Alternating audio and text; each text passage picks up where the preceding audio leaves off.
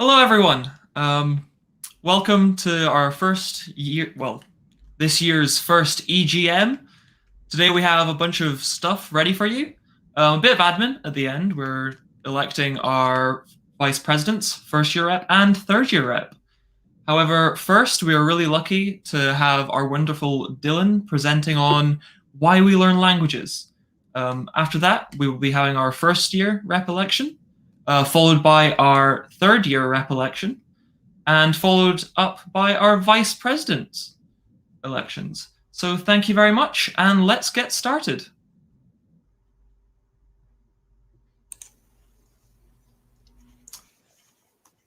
Right. Guess I'm live.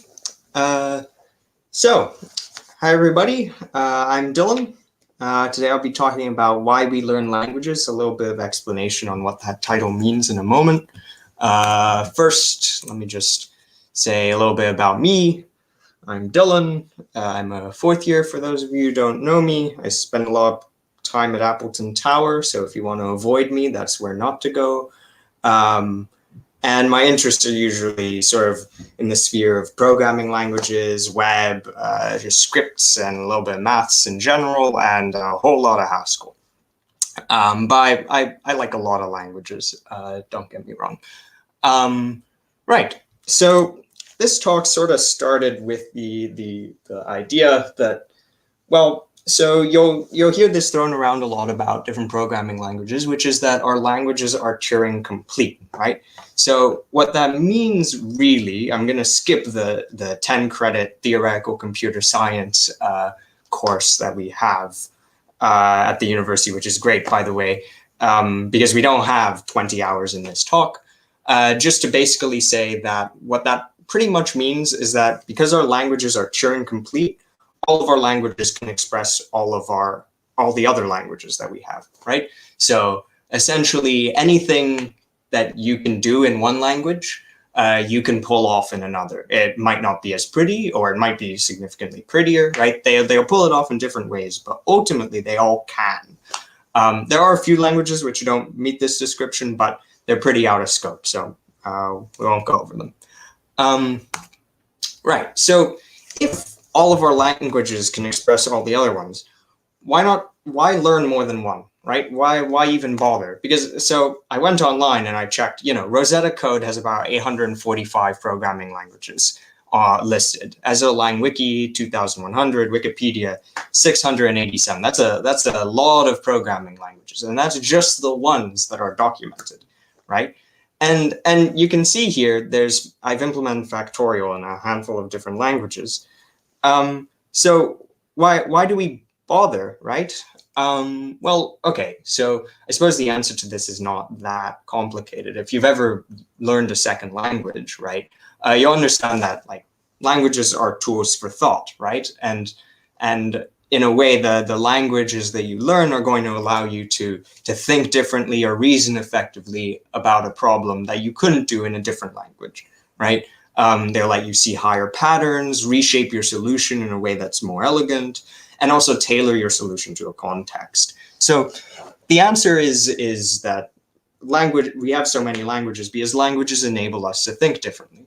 So in this talk, I'm sort of going to be going over some examples that I thought are pretty nifty about how certain languages can give us better tools for thought, and some sort of counterintuitive conclusions we can come to. Right. So just in case you're curious, this is all the languages that Factorial I threw together in. Some of the nice ones are DC, Bash, Racket, Haskell, and Python are pretty standard issue ones, as is Bash to an extent. DC, J, and BF are pretty obscure languages, though. Right, so I'm going to be presenting essentially problems, and then we'll go over sort of how we can solve them, then how we can solve them better by picking different languages, and then sort of what our takeaways can be. So first problem, Conway's Game of Life. So if you haven't heard of Conway's Game of Life, it's a cellular automaton that was invented by John Conway, fairly famous Cambridge mathematician. And it's essentially a gigantic grid of cells that you click, right? And you can turn them on and off like this, right? And there's essentially a set of rules about how cells can progress forward. So here I'm stepping the program through its states, and you can see here we're sort of getting all sorts of weird, almost lifelike behavior, right?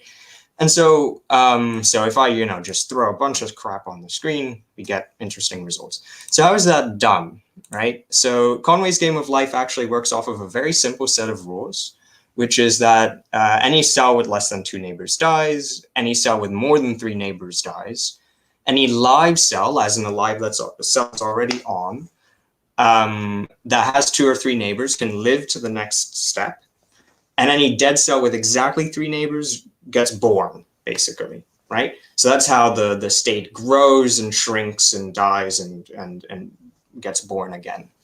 And we can break that into a set of rules, into a set of programming rules, if we're trying to implement Conway's game of life, which we're about to do. And so these are sort of the rules that we have, and you can sort of break them down or minimize them to this rule down here, which if that's not immediately obvious to you, don't worry about it, just take my word for it. It's essentially, you can say if the current cell is living and the neighbors are equal to 2, then it is living. Otherwise, if the neighbors are 3, then it is living. Otherwise, it's dead, right? So I threw together 2 implementations, one in Python, one in Haskell.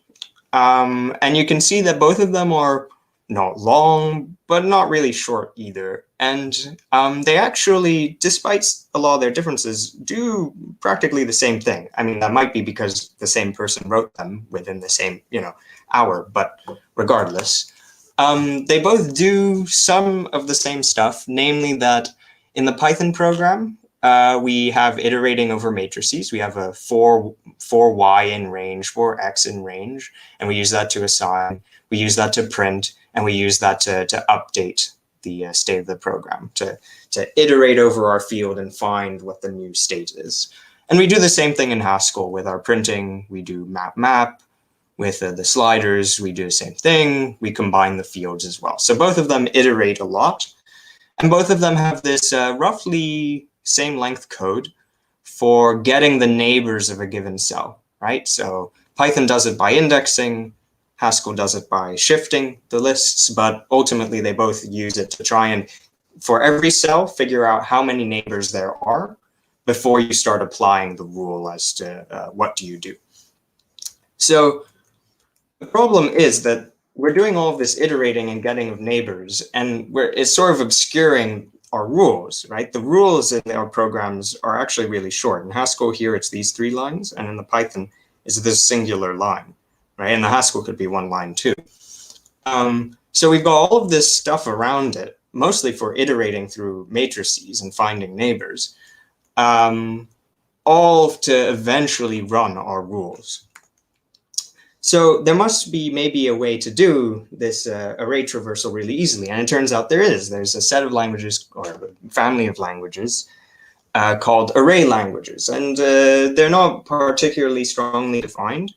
But the general concept is that they have first-class array support. That means that they all think of arrays the same way, as sort of a fundamental value rather than an aggregate value of scalars, right? Which means that usually you don't manipulate them using for loops, you just manipulate them directly. And a good first candidate, a good sort of intro to array languages is GNU Octave, also known as MATLAB. Someone might get angry at me for saying that, but whatever. GNU Octave. So if we implemented Conway's game of life in GNU Octave, we end up with a much shorter program, you can see. And actually, almost all of our code is running in these 2 lines. These lines all up here and down here are either for printing or for initialization. 3 lines for initialization, 1 to print, 1 to read, 2 to work, 1 to read, 1 to print again. So we've actually saved ourselves a lot of work. And part of that is this little convolution step right here, this conv2 magic function. It calculates the neighbor sums for our entire matrix pretty much in one go, rather than having to have for loops. So how does that work? So convolution is actually a concept that shows up in image processing, which is you want to, for example, find certain local features in an image, like say lines, right? But if you look at each pixel individually, you can't see lines because they're individual pixels. So you essentially run a filter that takes an area of pixels and multiplies them together according to what the filter says they should. So here we have an X, and that multiplies by these values in order to find 4 because of how the ones line up, essentially. And using that, you can detect edges, and it's very useful for our neural networks. But it turns out it's also useful if you're trying to write Conway's game of life. Because what you can do is you can have your 3x3 matrix that runs over your submatrix that tries to find features, but instead you give it an O-ring. And what that does is it basically multiplies each pixel, or finds out for each pixel what is the total number of neighbors around it that are actually live, and adds them together. And so that essentially is just our neighbor sums function in one line. Very nice and quick, and takes care of pretty much everything for us. So real nifty. And then once we have that neighbor sums, you'll notice here we have point-wise application. So because MATLAB thinks of arrays as first-class things, when you, for example, compare a two-dimensional matrix neighbor sums to 3, it'll just automatically do that comparison over every single element. So what we're doing here is we're finding all of the places where every single cell where its number of neighbors is 3. And if that's true, then we have a true at that position in the matrix. Otherwise, we have a false. And then similarly here, otherwise, that's what that bar does. We check, are the number of neighbors equal to 2? And we AND that with the field. And again, this happens point-wise. So we essentially check, was the cell in the field live, and was its total number of neighbors 2? If that's the case, then that's true. And then this bar essentially just checks one of the 2 cases, right? And that way we have our new field. So our rule is nice and simple. It's a single line. It doesn't need to be put behind any for loops. Our neighbor sums is really nice and quick, thanks to the fact that we're thinking in matrices now. And our code is pretty nice and succinct. So again, just 2 lines pretty much of actual work. So takeaway from that is when we use different paradigms, we can leverage sort of existing solutions within a paradigm, like in 2D convolution. And when we use a different paradigm, we also might end up with higher level primitives, like matrices, which gives us this sort of quicker manipulation of them.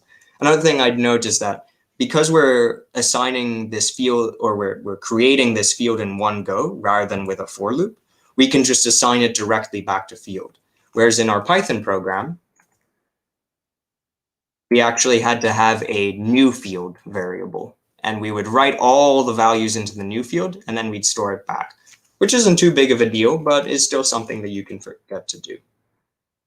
So essentially just switching over into a very nice, simple, one paradigm switch already has yielded us a bunch of fantastic results.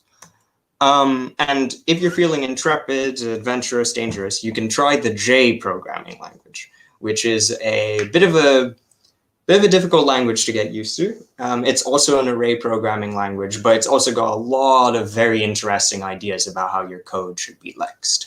So if you're feeling like a challenge, this is a language for you.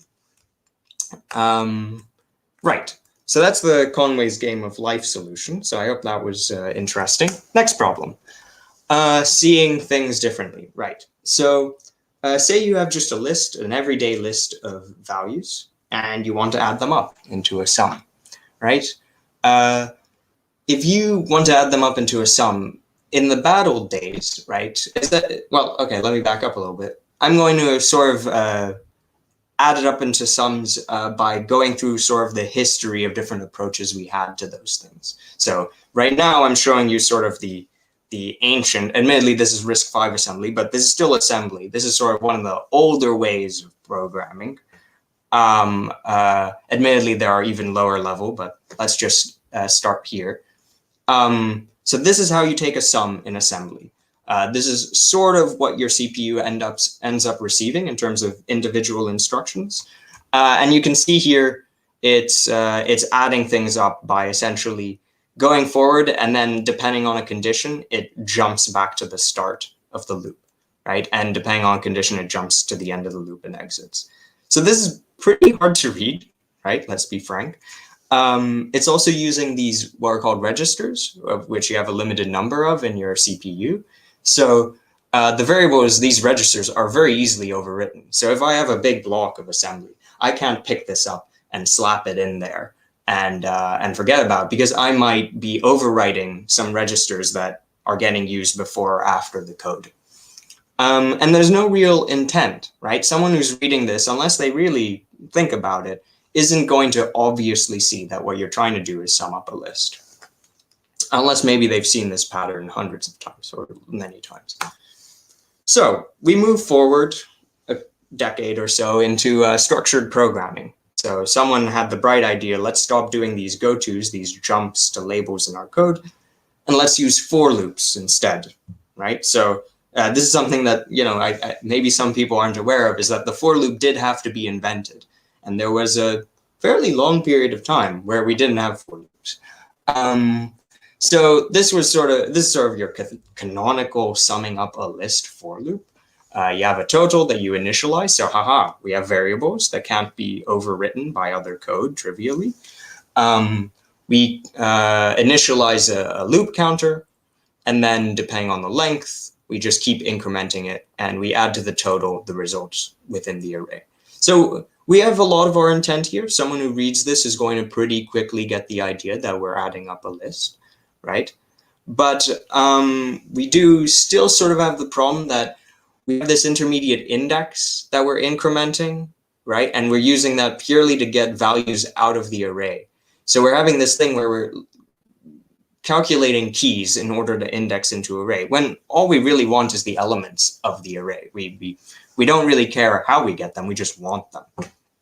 So this structured programming approach is nice, but then of course, new iteration, not necessarily all of this in order, but iterators and iterables, right? So someone had the bright idea and realized, you know what, most of these data structures, you can iterate over them, right? They have a beginning, they have a pretty obvious end, think sequences, lists, arrays, etc. To an extent, maps. And we could just have an in keyword where you would say for element in R, and we would automatically find the iterable instance, and we would just pull out the elements for you one by one and make them available to you. And this is pretty much like the peak of clear intent, right? At least as most people know it, right? There's really very little going on now that doesn't have anything to do with what you're strictly doing. You do initialization, you iterate through, only getting your variables. You don't need to calculate indices or anything, and you just add. Very nice, right? So turns out that this pattern of we initialize a value, we loop, and then we add to a total is pretty common. So here's 3 different examples of this sort of thing that you would want to do with a list, right? So first example is we already have this summing up, but then also calculating the maximum is quite similar of a list. Finding all the unique elements in a list. This is a bit hand wavy. In Python, you wouldn't necessarily need to do this, but so this is finding all of the unique elements in a list by adding them to a set. And then this is sort of an example of training a neural net, right? This is very hand wavy, right? There's usually a few more steps involved, but let's just say this is sort of a high level description of how some training run might go. So you have this sort of pattern of, in each one, you initialize a variable, right? And then you step through your array, right? Input vector, actual input, and training.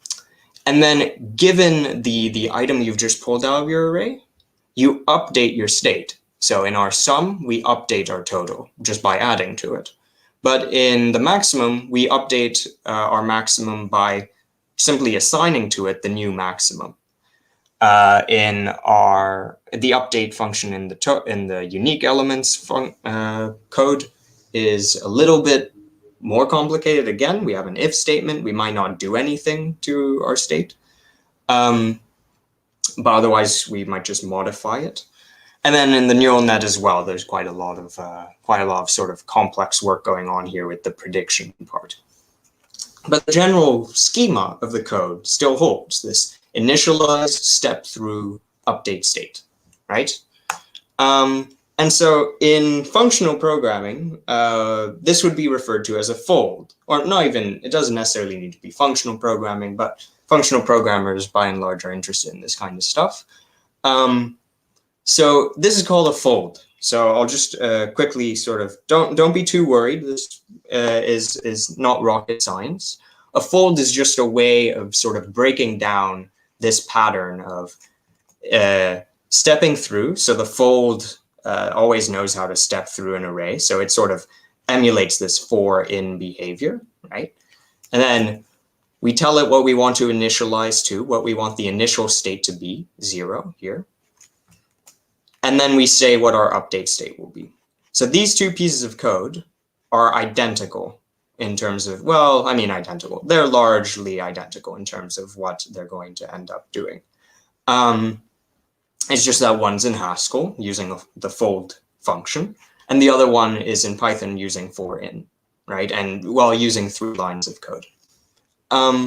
So you may be looking at this and saying, right, great, we've distilled the essential essence of what a fold of what we're writing with these for loops in some cases. But really, all you've done is make a shorter way to write down what they are. Right? It's not really an improvement, and in fact, it's sort of quite terse and might be a little bit intimidating to newcomers. So what really have we gained from this? And so to explain that, I'm going to go through essentially how a fold works on a sort of in a diagrammatic way, right? So here's our list, right? It goes 1, 4, 2, 3, and it ends on the empty list, right? So that's sort of the bottom of the list right there. So the way a fold would think about going over this list to construct a sum is that we start from the empty list and do our initialization. So our for sum system, right? We start with taking the empty list and initializing our state to 0. So we create this orange initial state, right? Then we want to do our first reduction step, our first update step, where we take our existing state, we take our new list value right here, 3, and we want to produce an updated state. So in Python, this would have been total plus equals element, but in Haskell, we've already got the plus operator here, and internally, the fold is going to take the 3, take the 0, and give us a brand new state 3, right? So this fold is going to keep doing that. So it's going to go, once it's got this new updated state 3, it's going to find the next element 2, and it's going to use the update function again in exactly the same way and produce a new state 5. And it will just sort of bubble up the list like that. So it'll go from empty list, initialize always, then you just keep doing your reduction steps, your update steps, until you've run out of things, until you've reached the top of the list or the end of the list, depending on your perspective. So this is sort of how a fold works visually, right? This is sort of how I can think of a fold when I'm just writing that one out in code. So here I'll write it out vertically again. So it's a little bit more compact here, but the same concept, same old thing. We've got our same old list, 1, 4, 2, 3, empty list. We initialize to 0. We add 3 and 0 to make 3. We add 2 and 3 to make 5. We add 4 and 5 to make 9. We add 1 and 9 to make 10, right? So this is sort of our fold, and it's doing exactly really, or the end result is exactly the same as our for loop, right? And in fact, you know, as some of you might be thinking, it's a little bit harder to read. And you have to think of this sort of chain thing internally. It's a little bit odd, right? Well, so the interesting thing is that our fold works over this list structure, but we really haven't made that many demands in terms of what the plus has to do. So what if our structure, instead of being a list, were something else? What if it were something like a binary tree? So the idea here is that we're doing bottom-up folding. We're starting from the bottom of the list. And there's a whole lot of other structures that sort of grow from a top seed and then end and stop at these sorts of bottom points, right? So one of the examples of such a structure is a binary data tree, binary tree. For those of you who don't know what a binary tree is, you can think of it a little bit like a list, but one that has a fork in the road each time. So you have your top of the tree right here, your 1, right? And it can contain 2 subtrees, which themselves can contain more subtrees, etc. So the 1, for example, contains 2 subtrees. This subtree here with the 2 and the 3 inside of it, and another subtree 4, 5, 6, right? And then if you were to go down, you'd find, oh, okay, so I've got 2 node that itself has 2 subtrees, the 3 and this empty tree. And you just keep going down. These here are empty trees. They're essentially how you terminate a tree, right? There's other ways to structure it, but this is a little bit more elegant. All right, we have this binary tree, and the idea is, can we take our fold, our idea of a fold graphically, right? And make it work for trees as well as lists? Well, it turns out that it doesn't require a whole lot of creativity to think of how you'll make this plus operator work over binary trees. So let's just start with our initialization condition. What we did here, where we have an empty list, and at the very bottom, we just initialize a 0. But instead of doing it for the only bottom we have here for the list, we do it for the bottom, every single bottom of the tree. So we initialize that to 0, we initialize that to 0, initialize that empty tree to 0, that empty tree to 0, that empty tree, that empty tree, right? So we've started out from the bottom and we're just filling everything with zeros.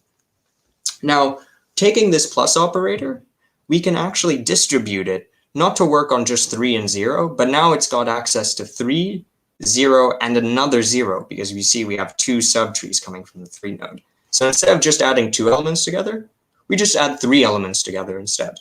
So of course, the result here will be 3, not very interesting. 3 plus 0 plus 0, right? Gives us 3, right? But you can sort of squint and see how that's essentially the same, morally speaking, as this 3 plus 0 over here. There's just one extra branch that goes to a different subtree. And we can keep doing this. Here we have an empty tree, so we run the initialization condition again. We put a 0. Here we do 5 plus 0, right? It's 5, so we just add the 5 to its subtree results. And then the 6 as well. So great, we've got 3, 0, 5, 6. Then we can continue going up the tree and keep running all of the old steps all of these steps we had previously. Except now instead of taking 0, 0, 0, 0, 0, 0, we can do 3, 0, 5, 6. So we can do 3 to 0. These are both states that live underneath the 2. So we can add the 2 to the 3 to the 0 and get 5. So we took this, it's the same step, visually speaking, as here, right? Which we said was morally similar to that. But we're just doing it further up the tree now. So we're doing this bottom-up sort of reduction, a collapsing of the tree, sort of. And we do the same here. 5, 6, 4, we get 15. And then we can do it again. 5, 15, 1, 21. And that gives us the final sum of the entire tree. That's quite nice, right? The concept that we haven't really changed anything except for what our logic is on how to add numbers. So instead of adding just 2 numbers, we're adding 3 numbers. That's really the only thing we've changed over this entire fold system. But what we've gained is the ability to generically handle just about any tree or data structure you could throw at me that's recursive, right? So I can find the sum of practically anything now. And a for loop, it's not really obvious how a for loop would go down through this tree directly. Of course, you know, breadth first search, depth first search for those of you who've done that, but it very rapidly becomes annoying to have to come up with that for each given tree. And sometimes you don't just want to sum trees, you want to do things where the ordering is less important and only the depth is important. So bottom up is actually a really great strategy here. So this is sort of the gain that we've gotten, is that the for loop gave us the ability to initialize and update the state, but it didn't give us the ability to step through any old data structure we wanted. The for loop is only really able to step through a list, right? Or step through something that's trivially iterable, right? It doesn't give us the ability to step through in a sort of bottom-up approach. Whereas the fold, now because we've sort of taken this visual approach to it, actually does. And so the term for this in functional programming parlance is a catamorphism. So the benefit for me, for example, is, yeah, if I'm ever wanting to do a tree transformation, I don't need to worry about all of the recursive steps. I just have to ask myself, what do I want to do at one step in the tree? Do I want to add? Do I want to look for names in the tree? Do I want to do something else? And this is really useful for doing things like writing interpreters. It's found in a few other languages. Scala is one language that I know has catamorphisms through a library, of course. There's an OOP sort of analogous concept called the visitor pattern, but it's quite a lot less powerful. So if you're not feeling like touching Scala or Haskell, maybe you could look up the visitor pattern, but I'd very much recommend looking at the catamorphism. So right, we sort of generalized this fold or our addition functions to work over just about any recursive data structure. And really, if you think about it, we sort of shown a very clear etymology is a strong word, but progression from this sort of inscrutable code to this highly generic code that can add up just about any data structure we throw at it. But you could never really see that if you just tried to go from here to here. The only reason we were able to go from the assembly to the catamorphism is through these gradual steps of once you wrote enough assembly, you could see the for loops where you would do array accesses. And then once you did enough array access for loops, you could realize, oh, I could just pull those things out directly using a sort of an idea of an iterator. And then only once you had all of those iterators could you see a fold, right? And only once you were using folds all over the darn place could you then think, well, maybe this will work for things other than lists too. So in a way, as you move up the language sophistication stack, you unlock new patterns of thought, but it's a very iterative process. You're not allowed to sort of just skip steps, or it's very, very difficult to skip steps. But the end result can be quite elegant. You can get some pretty fantastic gains. So how are we doing on time, by the way? Because I have one more thing, but I noticed that we've already gone through 30 minutes. So I don't want to take up anybody's time. All right, Artie says go for it. Great. So I hope that you got the takeaway from that, which is that you want to move gradually up your language sophistication and add things in as you, and you'll see more and more patterns, but only as you work your way up the sophistication stack. So that's one more takeaway. And then our third topic, titration. So titration, or our third problem, let's say, we'll figure out the topic as we go along. So titration is a concept which is essentially the next step up from exponentiation. So what do I mean by that? Well, so someone noticed at some point that addition is essentially repeated counting. So when you add y to x, you're actually doing x plus 1, but you're doing that plus 1 y times, right? And when you're doing multiplication, it's the next operation up, because what it's doing is you're taking x and you're adding it to itself y times. So you're again doing a sub operation y times. So addition now is happening y times instead of increment. And then exponentiation is the next layer up, because it takes the multiplication operator and it applies that to x applies to itself y times through multiplication. And that gives you exponentiation. So the idea behind titration is that you do exponentiation y times.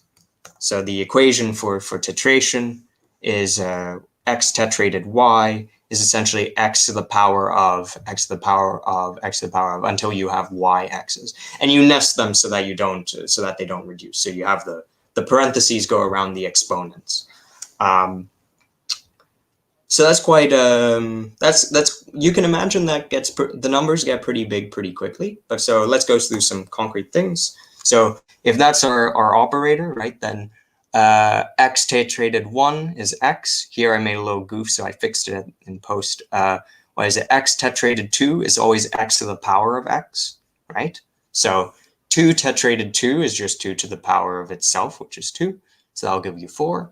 2 tetrated 3, 2 to the power of 2 to the power of 2, which means 2 to the power of 4, which means 16.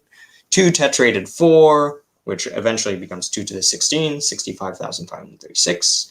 And then 3 tetrated 3. I mean, I could show you 3 tetrated 2, but it'd be 27. 3 tetrated 3 is 3 to the power of 27, which is about 7 trillion.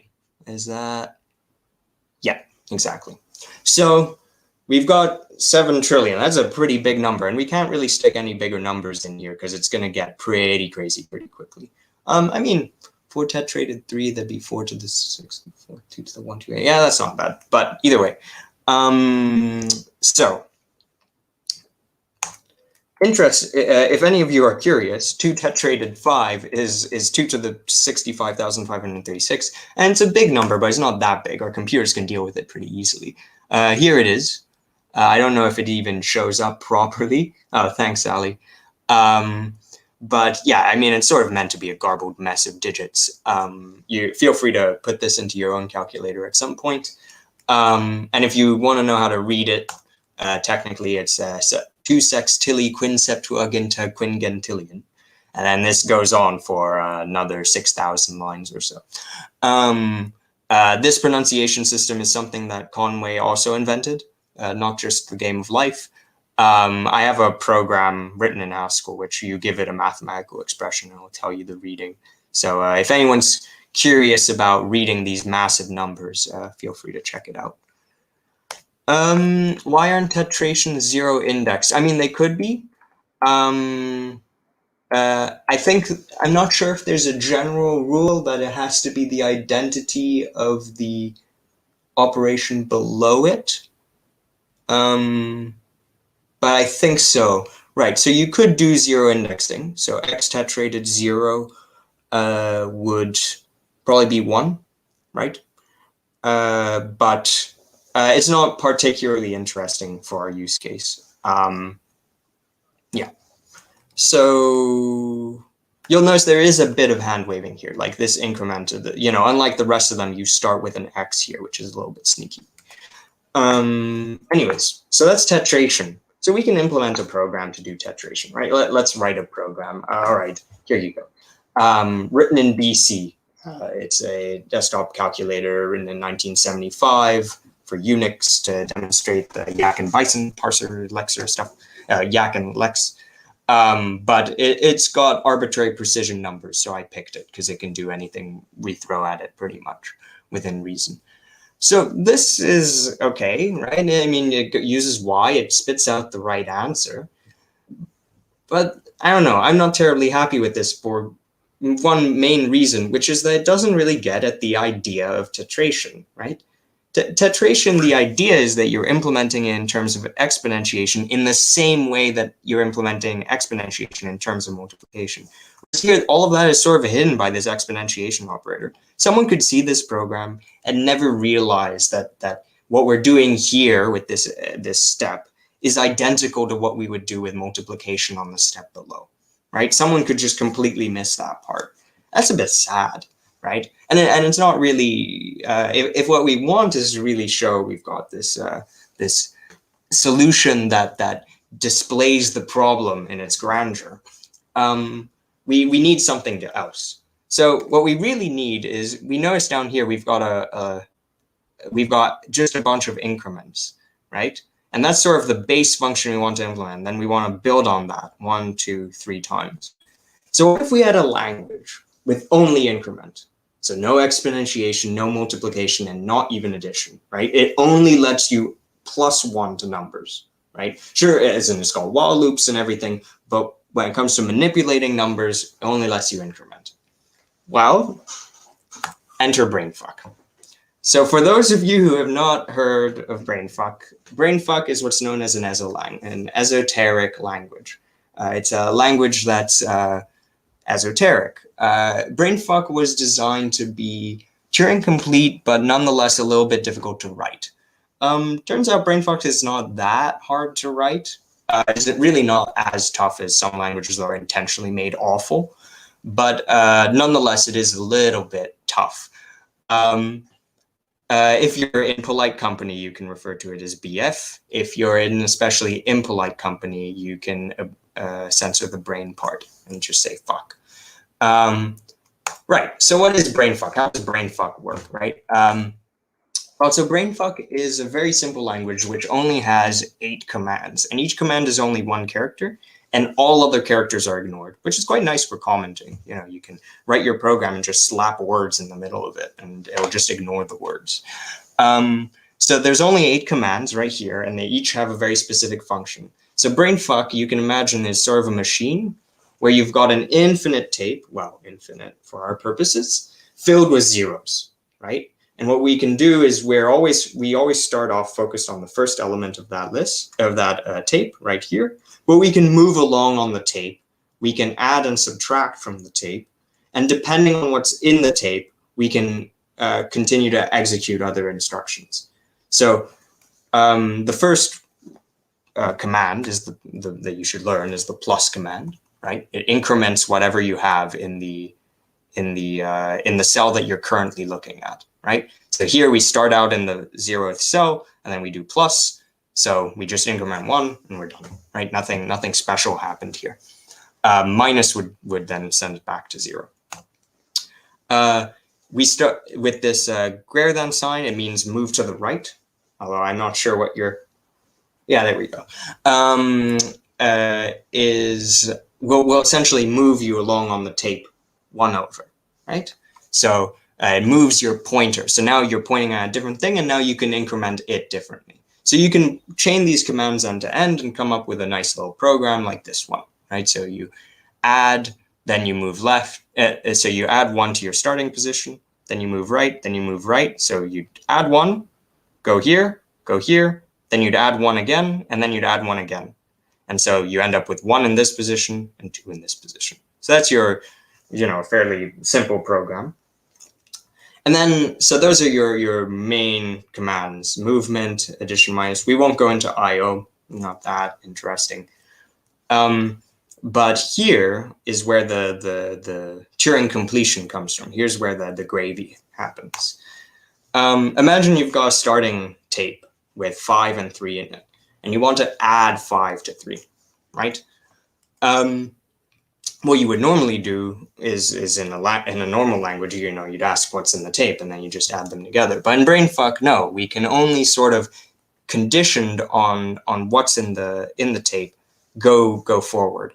So you can write this program. So what's happening here? Well, we're using the brackets, right? So what these brackets do is they say, if when in the program while running encounters this bracket, the starting bracket, it checks, is the cell that I'm currently on 0? If it is, it just skips to the next bracket, and in our case, it would end the program, right? But if it's not 0, right, it will just execute the instructions.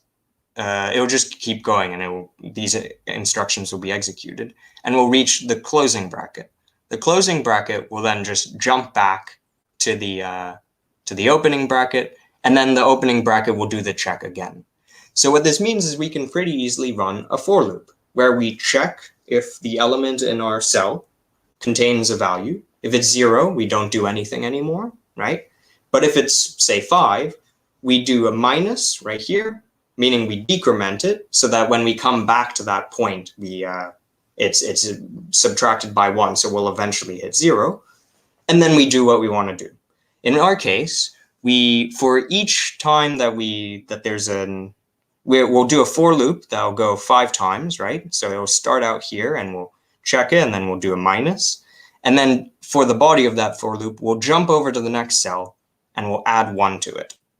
So that will essentially say start here. Oh, it's a 5. That means we can run the next instructions. All right, we'll subtract 1. That'll be 4. Then we head here using this greater than sign, right? Then we'll add 1 to it. We'll get 4. And then we'll go back using this less than sign. And this happens. And we jump back here. And this is 4. That's 4. And then we run our loop again. And it'll go to 3. And then here we'll go to 5. And this will keep happening until eventually all of the values have been transferred from here. All of the 1s have been transferred from here into here. So we've added together our 2 numbers. Yippee! So there's adding together 2 numbers in brainfuck. A little bit more painful than other languages, I assume. Turns out you can do the addition the other way quite quickly by just making the arrows here and flipping these arrows. So compared to this program, you're flipping these arrows and you're putting right and left on either side. And you end up, instead of moving 5 into 3, you move 3 into 5. Right? Nice. So what's interesting, of course, is that we've defined a function which will take 2 values, a and b, and we'll add them together simply by the process of running +1 on a until b times, right? Which you'll remember is actually exactly the definition of our first step of tetration, right? We have an x, namely an a, we have a y, namely a b, and then for b times, right, that's what our for loop does, we add 1, that's what this plus does, to our a, namely our x, until we end up with x plus y inside of this cell. So we've actually just implemented in brainfuck, in admittedly only 8 characters, which is nice, the first step of tetration.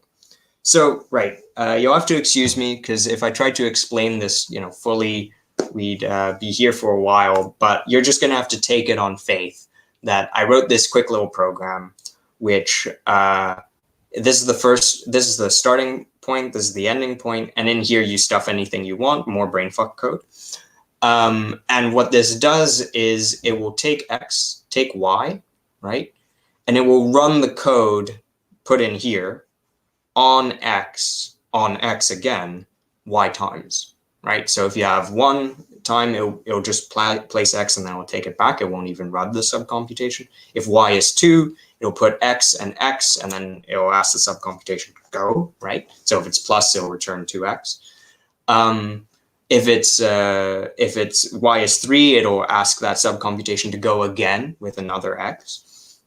So really, this is just a sort of, I guess you could call it a higher order function, but you could also call it sort of like a special kind of for loop, right? That takes a sub piece of code and calls it in certain ways. So this sort of code, right, takes x and y and then runs the code in here on x, y times, which is actually exactly what the sort of pattern of our mathematical sort of stepping up of the stack was, moving from increment to addition to multiplication to exponentiation to tetration. So you can flatten all of this code into one line because brainfuck doesn't care about anything except these characters. It doesn't care about white space, etc. Right? So this is sort of our finalized idea. We have a header and a footer, and we have our code in here, and this code will be called y times on x, right? With x placed into itself.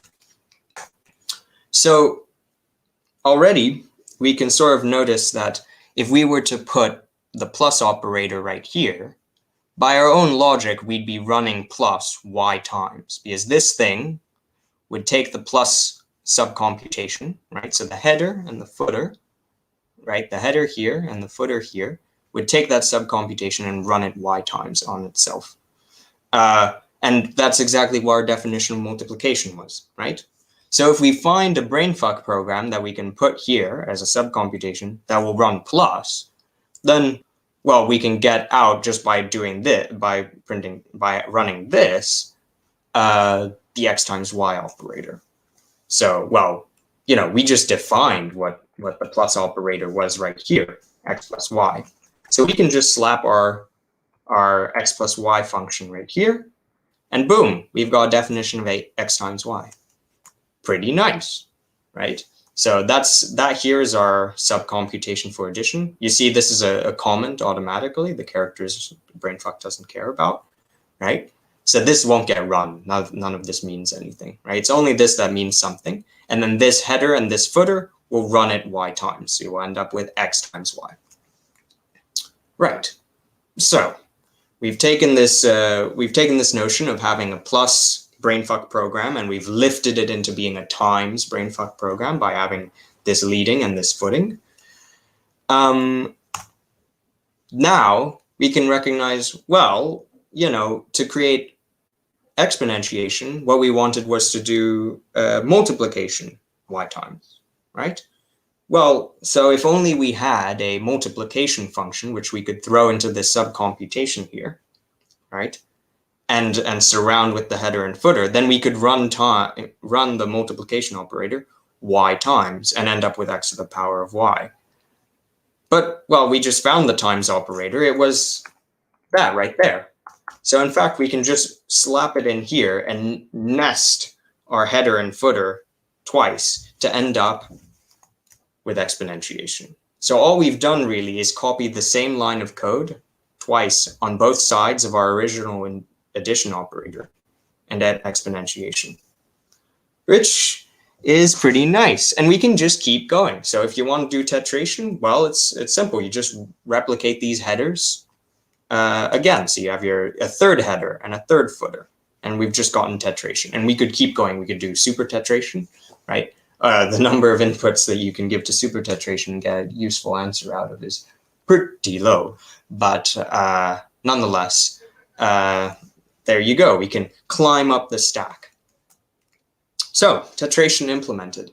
But more importantly, right, what we've done here is we've shown that practically in our code, our source code is itself a witness to the simple fact that we have implemented and can implement tetration as a transformation of exponentiation, which is identical transformation to that of multiplication, which is again identical to the transformation of plus, right? So we've shown practically through our source code, almost by sort of, there is no other way, we've sort of said, right? We've written this piece of code where there's no way of conceiving that it was wrong, right? Or rather, that if exponentiation were to multiplication in a different way, that tetration were to exponentiation, then this source code wouldn't work. It wouldn't make sense, right? The fact that it does work, the fact that we can verify the exponentiation before we verify the tetration, and that the only difference is these identical lines of code, practically bears witness to how we've implemented, to the mathematical rules that we've laid out, which is really cool, or at least I think so. So the takeaway there is that sometimes a simple language forces you into simple solutions, but sometimes those simple solutions can be fundamentally more evocative about what you are trying to solve, right? And about the problem that you're actually tackling. So that's tetration. Either way, recap, from section 2 with the trees, moving up the language sophistication stack can unlock new patterns of thought, but it only really works stepwise. So you have to really try, right? You have to strain for it. Maybe someday someone will find a generalization of a catamorphism, and people will look back and be like, look at these idiots. They only used folds when they had catamorphisms, and catamorphisms aren't even that useful. They might say that. I don't think so, but they might. So moving up the language sophistication tree is useful. If you have better primitives, such as we did in MATLAB or Octave, right? If we have better access to the idea of what an array is or a matrix is in that case, but in other situations, it can be different kinds of primitives, we end up with more succinct code, right? And by succinct code, I don't mean short code, because you can always make code short and unreadable. Succinct code is like a succinct sentence, right? A succinct sentence often tells you something that a longer sentence also would have said.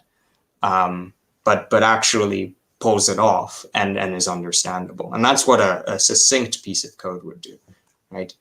And of course, bigger is not always better. Brainfuck is a very small language and is a very limited language, but somehow it manages to solve those problems of titration and maybe a few other number problems in more elegant ways or more interesting and stimulating ways than much more powerful languages could.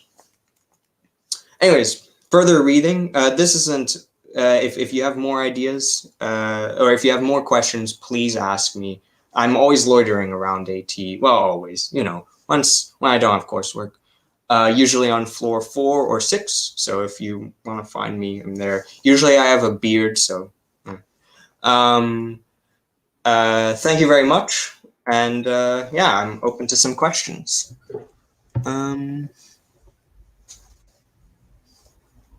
Thank you, Dylan. This was absolutely fantastic. You should read the feedback you've been getting from people on Discord because everyone has so much praise for you. You deserve it. Thanks a lot. Oh, I really needed that glass of water. And yes. So do we have any questions or do we not have time? We'll be taking a few questions from the audience. And otherwise, just for people to know, Dylan is on Discord if you feel like right, okay. Even more. Event chat. No. Lorenzo says, Dylan, you're very smart. Oh, thank you, Lorenzo. The current question I think we have is how many numbers would be needed on the tape to do this, but this is a bit abstract as we didn't spot exactly when it was asked. Well, okay, it's a reasonable question. Yeah, the idea is that each step you need 3. Yeah, or it might be 2n minus 1 plus 3 is how many elements you need in the thing. Yeah, if I remember right, when I ran titration, I needed 9. So yeah, that makes sense because what you're doing essentially is that you have to keep track of what the original x was, right? So you can't just clobber it because you need to keep it in order to keep using it as the left argument to the function, right? Which in exponentiation is important. So you do need to remember it, which means you always need 2 variables on the stack in order to pull it off correctly. I think you could minimize it further, but I think then you might end up losing some of this composition, at which point, you know, your solution would be maybe cooler from a, you know, fewer characters perspective. But yeah, besides which, this solution is too long in a few ways. Like here, these characters don't do anything, right? You're moving left and moving right. I could remove those with a simple search and replace. But you don't, you know, I put them there because they, when the code is laid out fully and you have comments on it, it's actually useful. But yeah. I think that's about it for now. Cool. Is that right? Thank you so much for coming. Thanks a lot. I'll be looking forward to the elections. Perfect. Now we are going to start a bit out of order. We are going to go with the 3rd year rep first. And we have one candidate, Ash. If you would like to come and give your speech, that would be great. Hi, I've just had the Amazon guy had to chase him downstairs. Such a mess, but I'm here. So basically, I'm Ash. I'm running for 3rd year representative for computer science society because I just think that I'm like a very motivated person. I'm right to organising things, and I'm always in the Discord, I'm social, and I'm just I think I'd be a great liaison between the committee and the 3rd years. And yeah, I'm just very excited to start helping out with organising events and helping identify areas they could improve and stuff like that. So yeah, even though it is just me running for 3rd year, I do want to say that I still really appreciate, you know, actually trying my best, and I'm not just taking this little role for granted. I'm actually here to, you know, make changes and do the best I can. So yes, thank you very much. Thank you, Ash. I'll see if we have any questions. So here's your chance to ask Ash questions. And just for you to know, at the very end, we will have the voting poll. And for third year rep, you will have the option of either Ash or Ron, which is reopen nominations. Again, Ash is also on Discord, so you can ask them anytime. Do you have anything?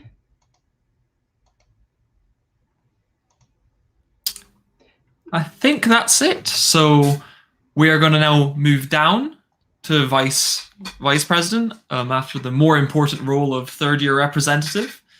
So if the people who are running for vice pres could get ready. And first we're going to have Bense running for vice president. If Benz is ready.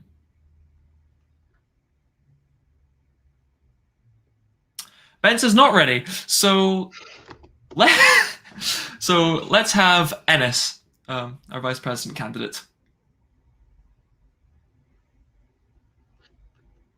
It's going to be very entertaining if they've also dropped off.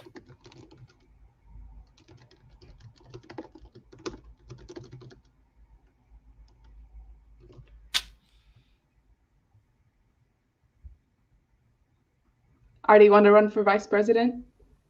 Sure, let's run again. Hi, Ennis. Hello. Can you hear me? Yep, perfectly. Yeah, all right. It was full a while ago. So, oh wait.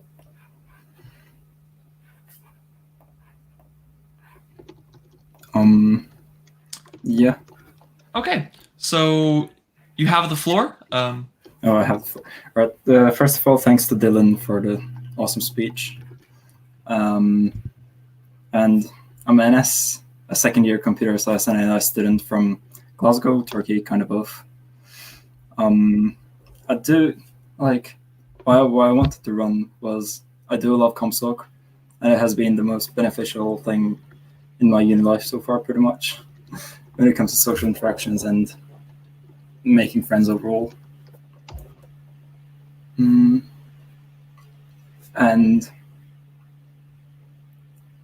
yeah, I can dedicate as much as time needed because I don't know, I seem to be able to make time for everything pretty much, apart from, like, as per my flatmates.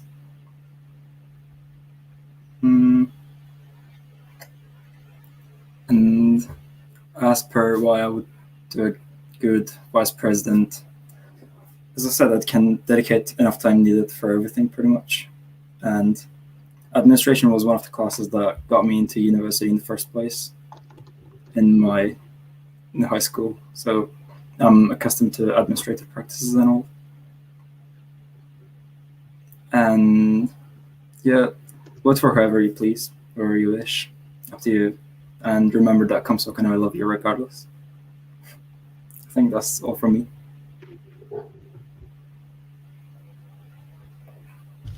Perfect, as always, forgetting to unmute on my behalf. So next, if Bence has joined the room, I think they have. Next, we'll have Benson.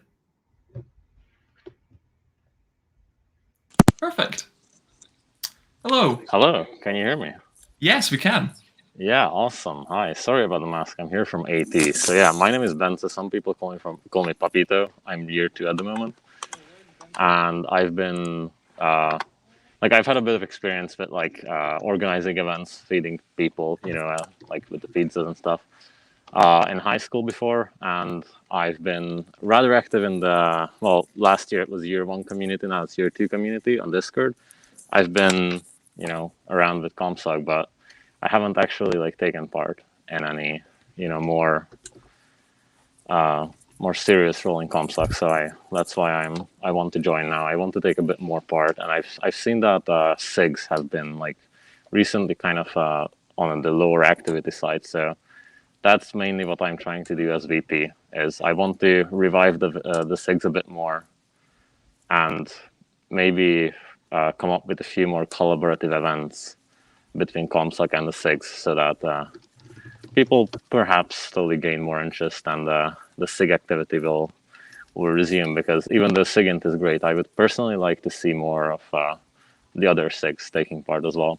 Of course, I cannot leave out STMUs. So for the speakers, my goal is to make the topics as diverse as possible, for to make sure that during the year everyone has at least one or two STMUs where they're like kind of hyped for the content, not just for the pizza as well. Even though I definitely do have to promise SBP that I will be bringing the pizza, and I will also be bringing the hat. So if I just put that on, whoever eats a full pizza the fastest just by themselves will win this hat that I got from lovely Alexandra at the CompSoc pub through the game. Point is, this is a cool hat, and by voting for me, you might just get it. And I didn't watch the time, but that's it for me. So thank you guys. Thank you very much, Bence. So now I think, as I can't quite see who's actually in the room right now, I think we'll now have Oscar. Hello, can you hear me? Yes, we can hear you. Oh, so those of you who have not met me, I'm Oscar. I'm in second year computer science.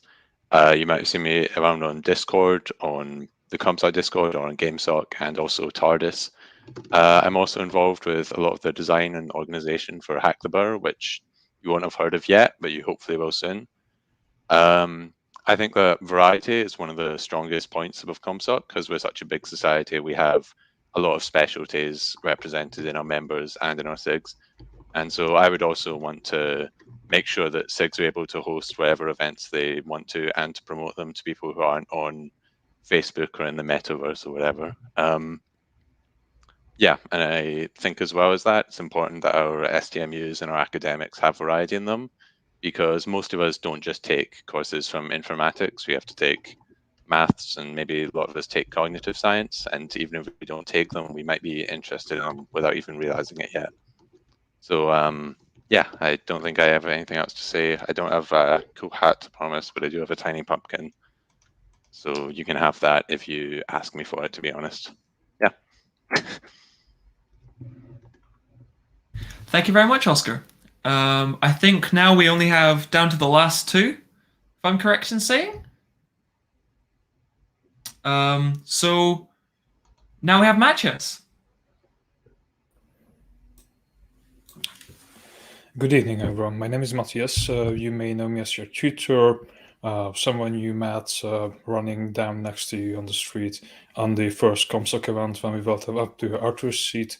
You may know me from Discord as Matthias. So my program is pretty simple.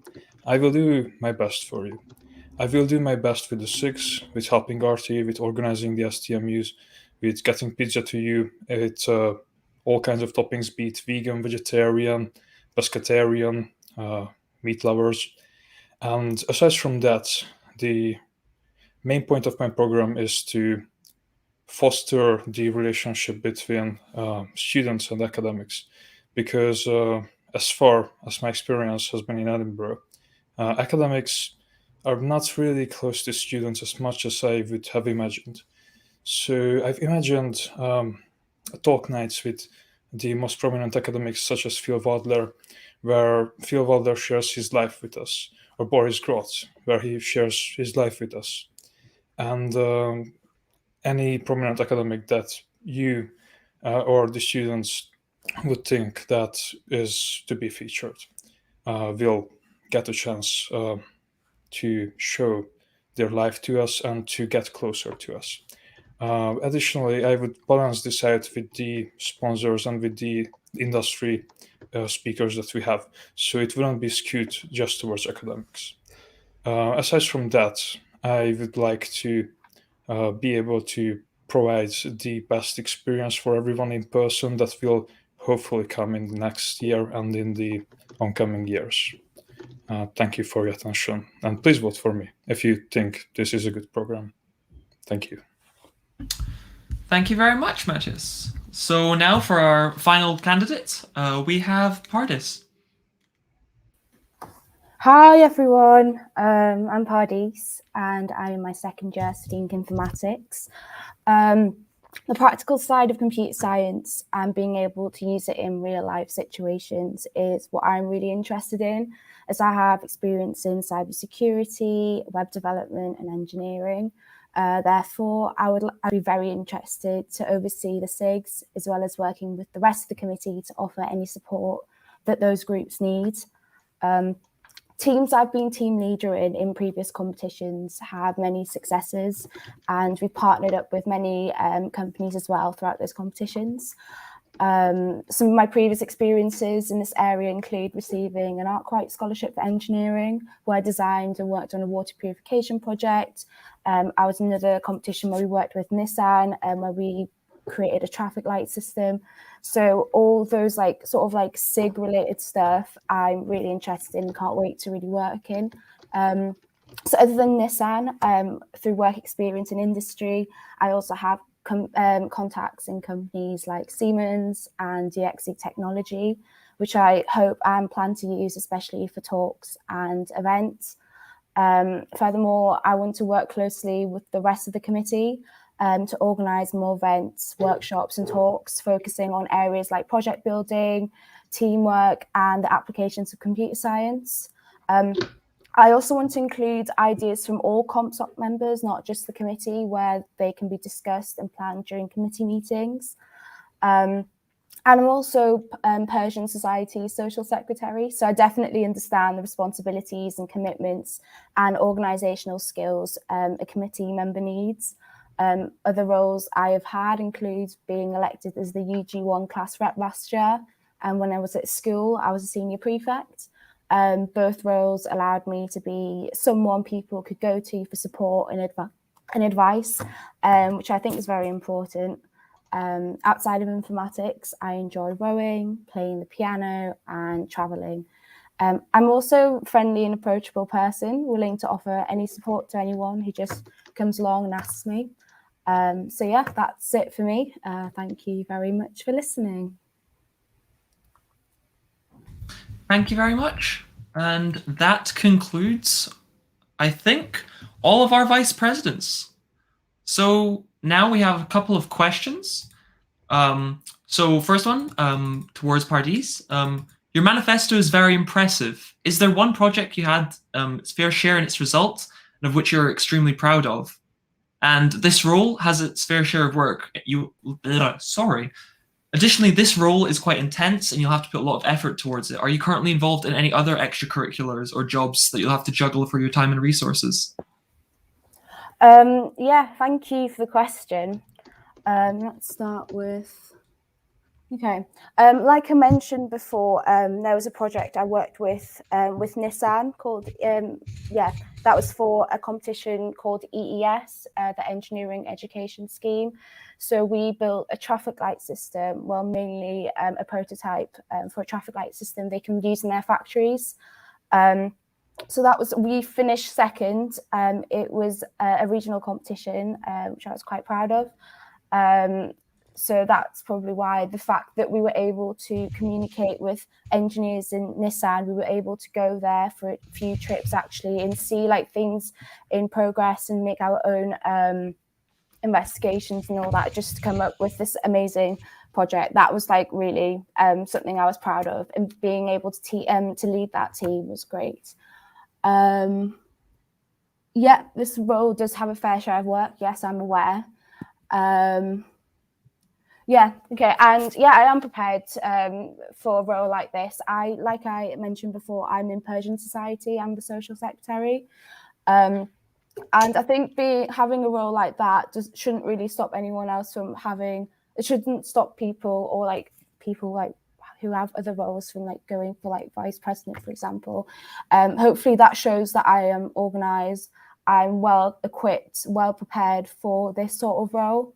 I'm able to manage my time properly and be able to, I don't know, just manage my time and have time for CompSoc as well as Persian Soc, as well as my extracurricular activities like rowing as well. So I hope that sort of answers your questions. Yes, thank you very much. Thank you. So next one is going to kind of be in order of the people that had their talks. So our first question for that is going to be, what do you think is the hardest part of VP, and how do you think you'll tackle it? So first up, if Ennis is in the room, please.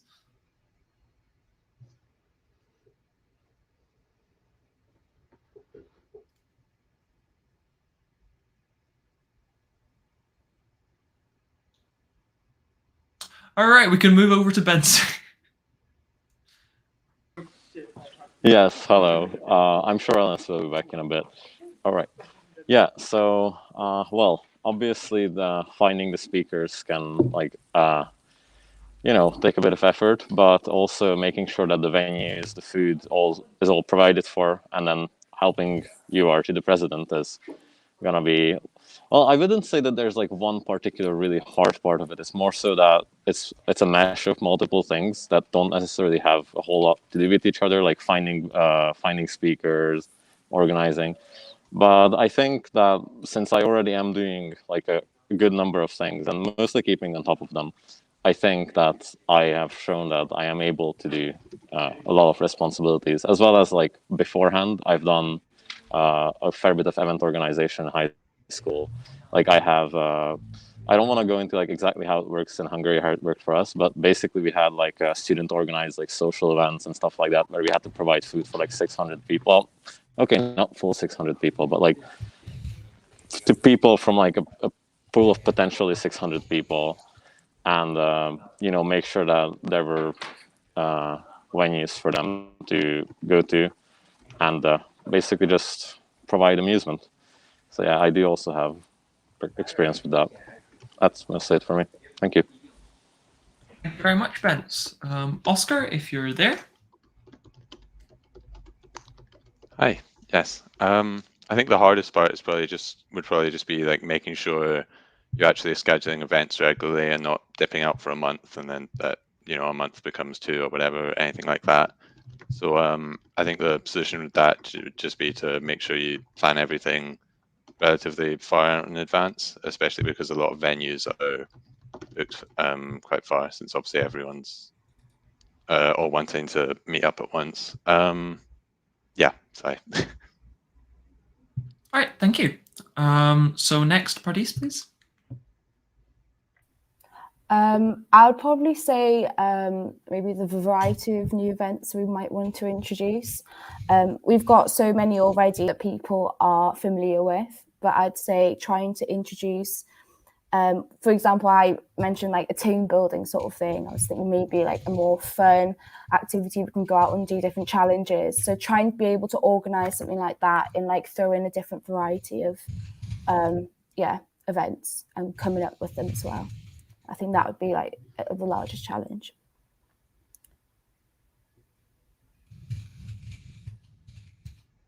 All right, thank you. Matches? In my opinion, the hardest part is the context switching in terms of organizing everything and caring for everything to be on time and to order the right amount of food, to have the right people at the right time, because organizing something like this is not really a one-person job. One person oversees this, but it's a lot goes into it. So just managing all these small things together is the hardest part, which I can do particularly well because I've played a lot of strategy games, so I can really manage lots of things together at the same time. Thank you very much, Matches. I think Ennis is not quite ready yet. Oh no, he is. Hello. Hello. I'm here. Yeah. So I was trying to get some tea or coffee, but that's okay. So the question was, what do you think the hardest part of being VP is, and how do you think you'll tackle it? I think it would be keeping the society active. Sorry again. Gosh. Right, so I had it running into the stream, so I was echoing myself. Yes, of course. So sorry about that. To repeat the keeping question, the society active and people involved, which is something I can handle, I think, because I do enjoy talking with people and like being with people and getting to know more people. Yeah, I guess that's it. All right, thank you very much. So, next question. If I can find it, we've had quite a few questions actually. Yes. So, starting again from the top, Ennis, if you could go first again because you're already here. Could people go into their plans to revitalize the SIGs, and if they have any ideas for how they would do that?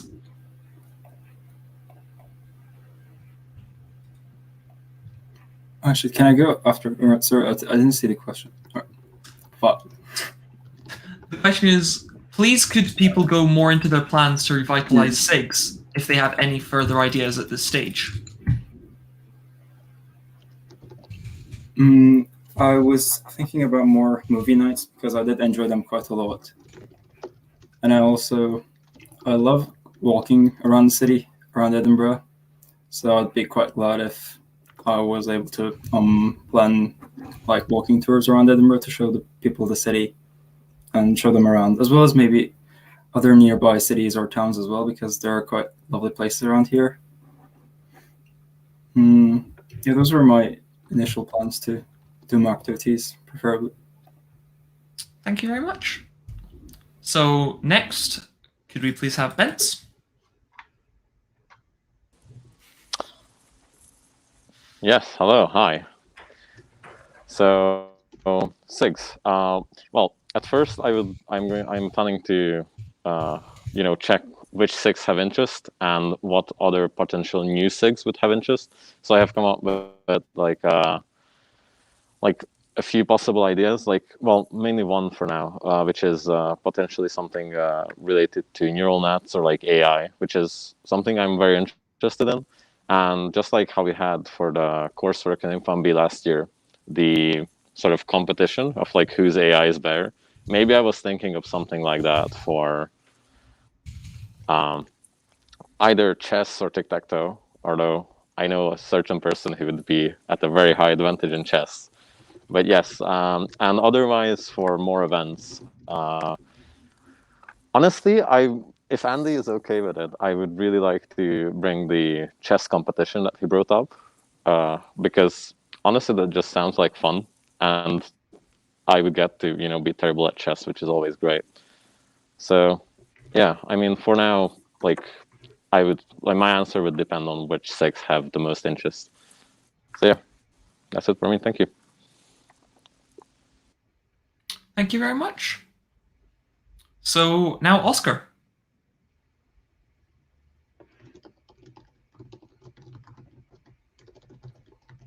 Oh. Hi. Hello. Yeah. So I think a couple of SIGs are actually hosting events, but they're not really being promoted well enough. So I would say there should be sort of announcements in Discord for all events, not just the main CompSoc ones, and maybe roles so that you can add yourself to SIGWeb, say, whenever they're hosting an event or something like that. And yeah, as well as that, I think making sure that the SIG leaders all know how they can book venues within the university. So in the informatics forum or Apton Tower will make securing a venue for whatever talks they do have much easier.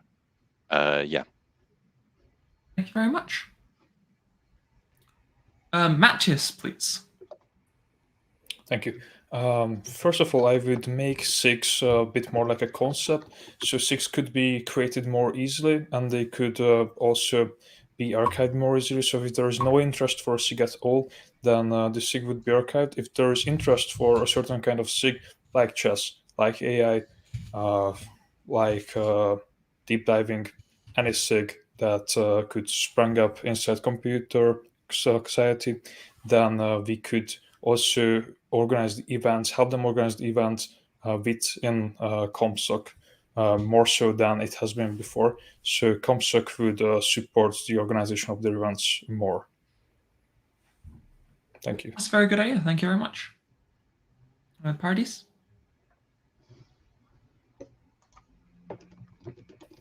I would talk to their sort of subcommittee, see what their future plan is, and based on that, maybe see if they're willing to do things like, for example, competitions, so they have some sort of purpose that they can strive for, and based on that we can do like team socials, make that a huge thing so that more people become more aware of the SIGs. So yeah, we can increase the awareness, make them even bigger, and be able to actually support them even more than you already do. I would also ask them what they would need, see if they need any support, that CompSoc as a whole, our committee could actually help them. I'd be very happy to take that on board, channel that through to committee meetings, just so that they feel like they've got a space where they can grow, instead of them feeling like a smaller little committee in a way, so they can like grow and become something even bigger than they already are. So yeah, that would be what my plan is. Thank you very much. Unless we get any more questions in the next couple of seconds, I think I'll be passing over to Alexandra to begin and there's a question. Yes, towards parties. How interactive have you been with CompSoc throughout your time at university? This event is an STMU, which is under the responsibility of a VP. What changes would you have made to increase viewership for this event? Yeah, okay. So I have been a member both last year and this year. However, because of COVID and all that, I wasn't able to come to Edinburgh in my second semester, or really take part in my first semester last year. However, I've been following through social media, I've been looking at their events, I've been discussing with other course mates and what is going on, and planning on coming to future events. So yes, my plan, like I said before, is to be more involved, and because I think that I can add something after like having more of like a bystander perspective. I thought this is a time for me to come in and make even more of an improvement, as CompSoc already is such a great society. So that's my answer to the first question. Events VP change we've made to increase the viewership for this event. Yes, of course. So what you have now, Discord and the Facebook, I think is great. So I've obviously, me alongside other course mates have seen the Discord and the Facebook about this event, and to increase awareness, I would say, carry on with what you have and maybe use other platforms, social media platforms. I know that the majority of people who are in CompSoc are on Facebook and Discord. However, a lot of people I know don't actually have those. So I'd say through Instagram, that is a good platform. I know that we've actually got an account on Instagram that hasn't been used for a while. So I'd say maybe start that back up again as another section, and have like a mailing list. We have some, keep using that as well. And for the STMUs, I think, like I said before, I've got these contacts. I want to help add more speakers from large companies as well. So I thought that would be quite useful. And as like I said before, I am Social Secretary of Persian Society. I have had other responsibilities. I am well equipped and well prepared to keep improving and adding more beneficial talks and representatives to this society. So I hope that answered your question. If there's anything. Thank you very much. Yeah. And now our last question is more of a personality quiz, if anything, and that is, what pizza would you personally get during a CompSoc STMU? First up, Benson. Hawaiian. Hello, and goodbye. All right. Well, that's quite controversial. No pizza. That's a bad take from a VP. So let's have Ennis. Yeah, Domino's Veggie Volcano. I'd go with. I haven't really tried the non-vegetarian ones, so can't really comment on them. but Good I take. get Good some take. non-vegetarian ones too, obviously. Opinions on... Okay, no opinions. I was going to say opinions on pizza. Not opinions on pineapple on pizza. If people want it, it's fine. I don't really like to enforce my opinion on others. Fair enough. So, next, Oscar, what is your opinion of... Well, what would you have for a pizza? And then followed up with, what is your opinion of Hawaiian pizza? I always have pepperoni because I'm lame and boring. Pineapple on pizza is fine as long as you don't put too much pineapple. Last time I made it myself and I put way too much pineapple and my mouth hurt for like a day afterwards. Good take. Thank you very much. Next, Matthias. Yes. What would be your personal pizza during an STMU? And what is your opinion on pineapple on pizza? Personal pizza is traditional Italian stone-baked, tomato-based Parmigiano, mozzarella, and Palmero ham. Good choice. And what about putting pineapple on the pizza? I think that reaction tells us all. Thank you very much. Pardis.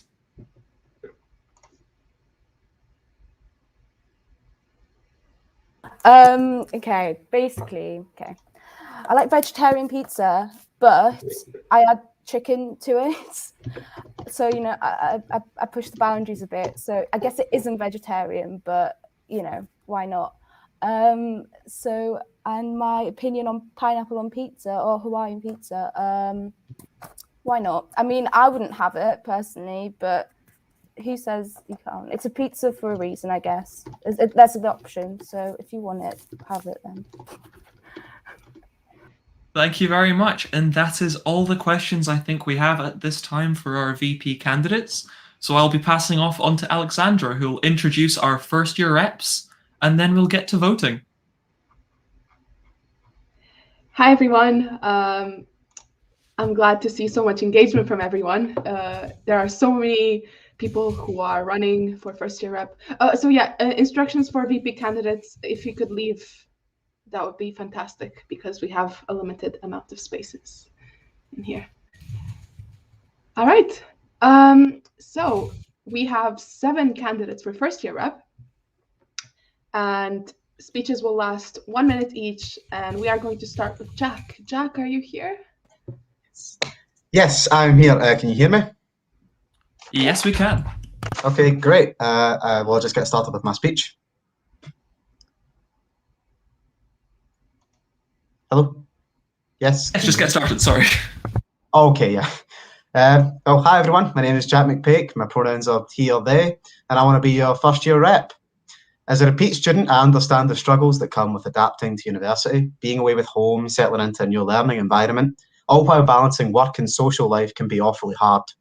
The social and academic setting that CompSoc offered me is a place where I can feel comfortable and welcome, regardless of my academic background, who I am or where I come from.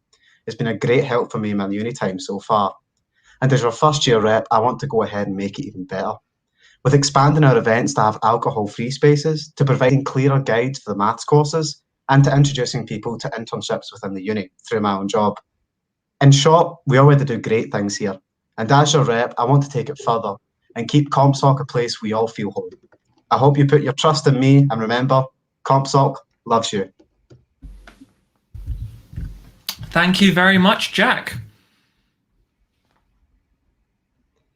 All right, thank you, Jack. And now we are going to have Selena. Selena, are you here? Hi, hello, can you hear me? Yep. Okay. First things first, I'd like to apologize for not having my camera on. I have no idea what's wrong with my laptop, even though it is new. Okay. Hi, I hope you're all having a nice day. My name is Selena, and I want to be first year representative because I think it's an absolutely brilliant way of getting involved in the community. I love meeting new people, and as representative, I would get to meet with people from many different backgrounds and across many degrees. I will get to listen to all your opinions, share your feedback, and help improve our university experience. I think that CompSoc is an amazing society. It really plays a huge role in making people feel welcome, included. And I just really want to be a part of that. When I first moved to Edinburgh during Freshers Week, I don't know about you, but to me, starting university was absolutely terrifying. But I still remember one of the first interactions I had with people from uni was through CompSoc. I remember reading through the Discord and being amazed at just how warm and welcoming everyone was, even more so after attending a few of the in-person events. I could really feel the sense of community, and it made me feel like I wasn't alone. I want to help make other people feel welcome and included, and I want to help provide a platform where people can make new connections, learn new skills, and make great memories. And I feel like I can do this by being a representative. Thank you for listening, and I really hope I didn't bore you all to death. Have a nice night. Perfect. Thank you very much. Let's see who is next. So, Kshitij, you're next, please. Right. Thank you. My name is Kshitij, and I'm obviously running for first year rep. I joined CompSoc before I actually got an offer from this university, and it was one of the reasons I decided to form Edinburgh, because the society which was built within CompSoc was so inviting and so welcoming. It led me to knowing the fact that Edinburgh might just be the perfect place for me. And I want to make sure that everyone else gets the same experience that I did when I joined the Discord server like 6 months ago. As first year rep, I would try to make sure that every single first year feels well integrated into the community within the School of Informatics and CompSoc especially. And listening to the vice president's talk, I did realize that a good way to promote SIGs and make them mainstream again would actually be to advertise and get more first years involved in them, be it SIGINT or be it the hackathon, which is run every year, which would lead to the SIGs also prospering, and making sure that each first year is able to join like-minded people in communities within CompSoc and CompSoc as a whole. I look forward to working and meeting all of you regardless of how the election goes today. Thank you. Perfect. Thank you very much. We have just been notified that someone dropped out of the race. So now we have 6 people. We're halfway through, and the next person to give a speech is Charlotte.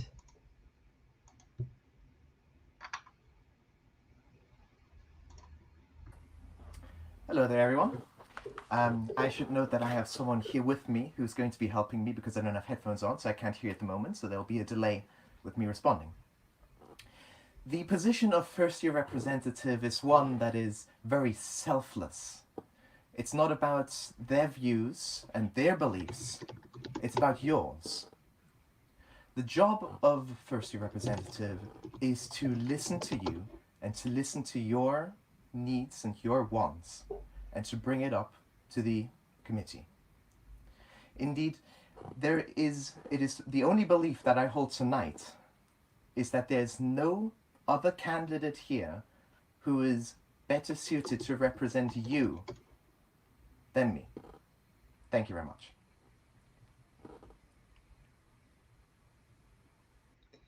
Wow, like the setup. Well, I guess I shouldn't be saying anything because I'm supposed to be impartial. But thank you so much, Charlotte. Next up is Arthur.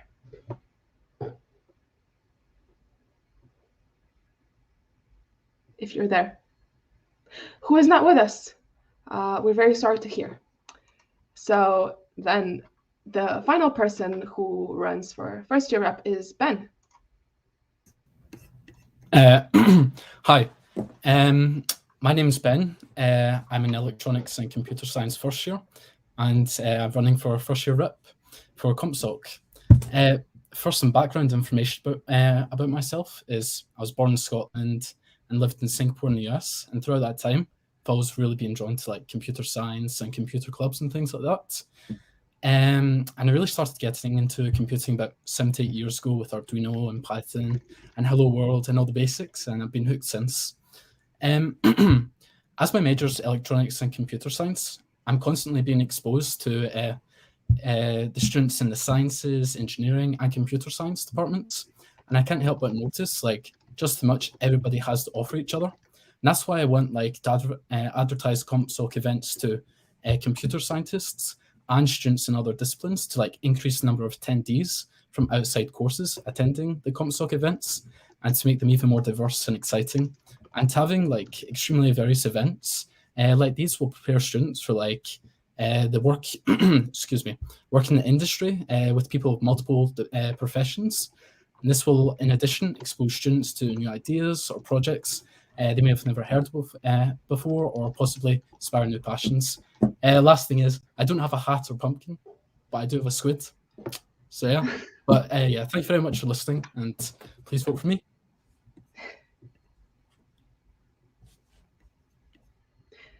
Perfect. Artie, you sounded like you had a question, and I think that one should go first. Oh no, I was going to ask it last, but I guess we're asking the age-old question that was asked to me when I was first-year rep and was apparently asked to the previous first-year reps before me. And that is, for every single person running for first-year representative, what is your opinion on refried beans?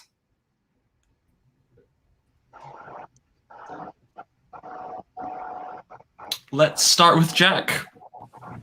Okay, refried beans. Personally, I think we've fried the bean once. We shouldn't be going ahead and frying the bean again. That is callous, a total waste of our time.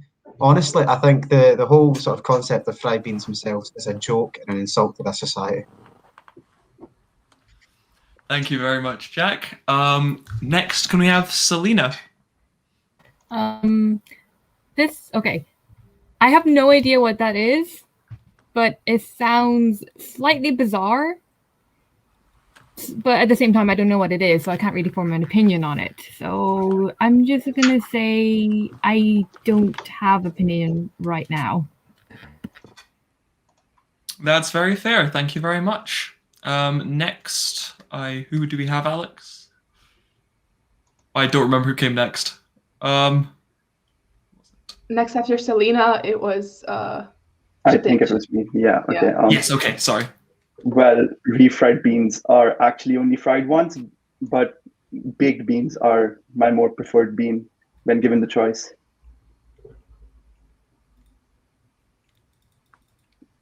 Thank you. Next, I think we have Charlotte. Thank you. My opinion on refried beans very much represents what I believe in this campaign, and that is that my opinion here doesn't matter tonight. It's about what you think about refried beans. So I have no opinion on the matter. Thank you. Thank you very much, Charlotte. So next, Ben, what are your opinions on refried beans? Obviously, it's a very pressing question, as is the pineapple on pizza. Well, obviously, everybody has their own opinion, but personally, coming from like the US and stuff like that, with the Mexican food, it's like a very big thing. And after trying it, it is actually quite good with like fajitas or things like that. So, yeah, I'm going to say I like it. Thank you very much. So after that spell of confusion has been cast, Alexandra, on to the real questions. Right. So these questions will be for everyone. I have a personal one because I was first-year rep 2 years ago, long time ago. And I'm not sure if all of you know, but there's a bit of a tradition that first-year reps tend to become president. What do you think about that? Would you like to do this kind of thing? Do you think you're ready for it mentally? First is Jack.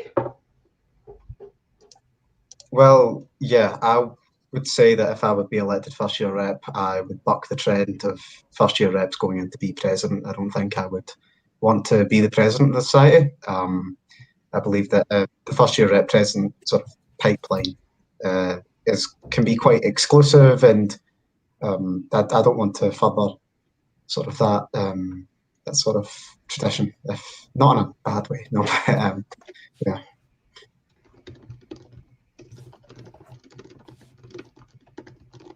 All right. Next up is Selena.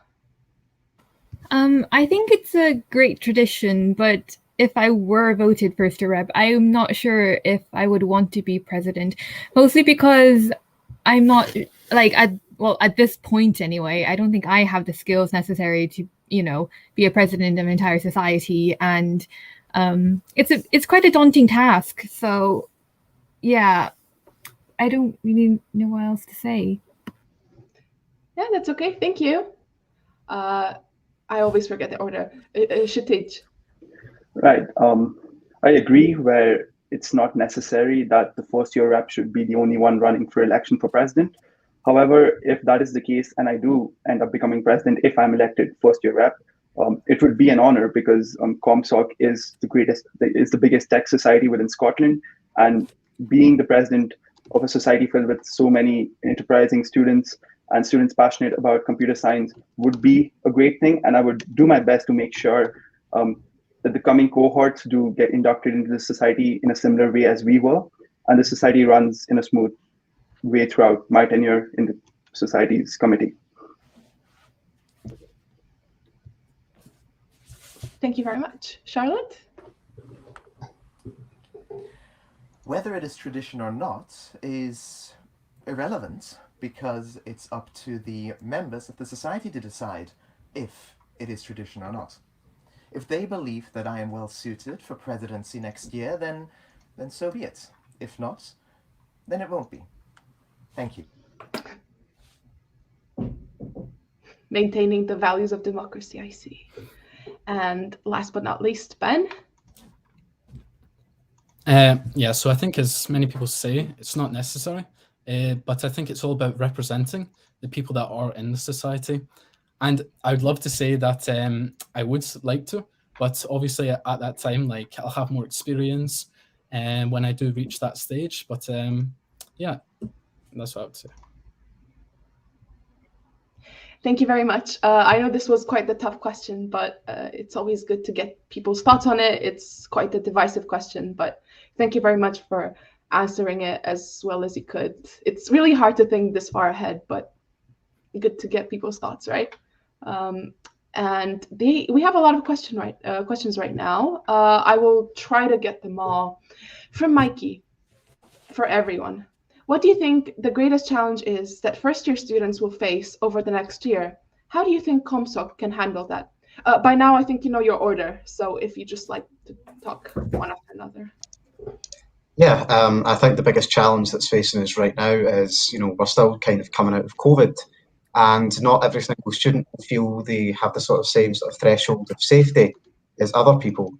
So making sure that we keep our events as inclusive as possible, by making sure that we have alcohol-free spaces, but also making sure that our events also can be managed in a COVID-safe way, so that students who are either vulnerable or students who haven't been able to get vaccinated yet, they can feel comfortable actually attending our in-person events.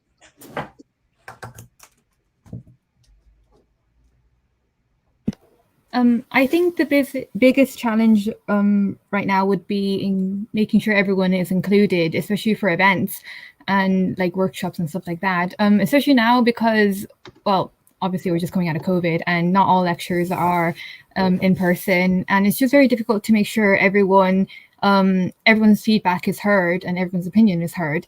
Another thing is that it's very difficult to make sure events are tailored towards everyone, because obviously coming into first year, we all come from different backgrounds, and everyone would have different like skill sets. So I propose that we could organize events that are tailored to people of different skill sets, and just like have a more like diverse whatchamacallit, selection of events that are tailored towards everyone's skills. So for example, events are suited towards complete beginners, and then events tailored towards people with more experience. Yeah. Right. So like previously mentioned, this year we have the unique challenge of having to deal with the transition from high school to university, while also dealing with the transition from lockdown into life as normal once again. So my first priority for this would be to encourage more in-person events happening.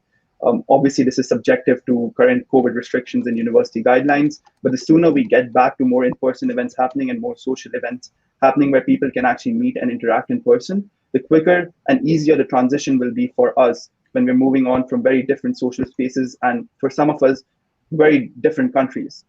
And like I previously mentioned, promotion of events which are occurring within CompSoc and tailoring them not only towards a very technological aspect where we're talking about like coding or it's similar fields related to computer science, but also more in general events where there's careers or in fact even like living in Edinburgh, finding like housing eventually when that becomes a problem, etc., will make the transition a lot easier for all the first years.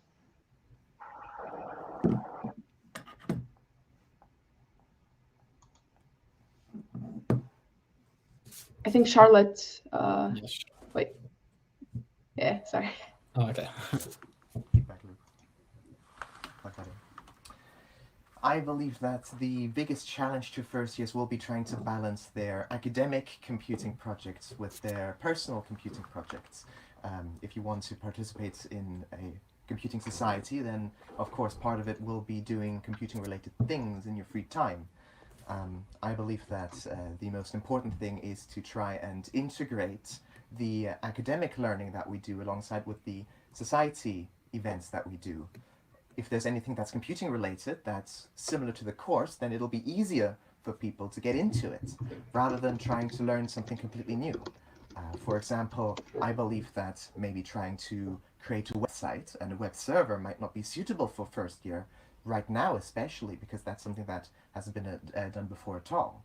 I think my main point is to try and see what people like doing and see what they are doing at the moment and try to combine that with what the society can do.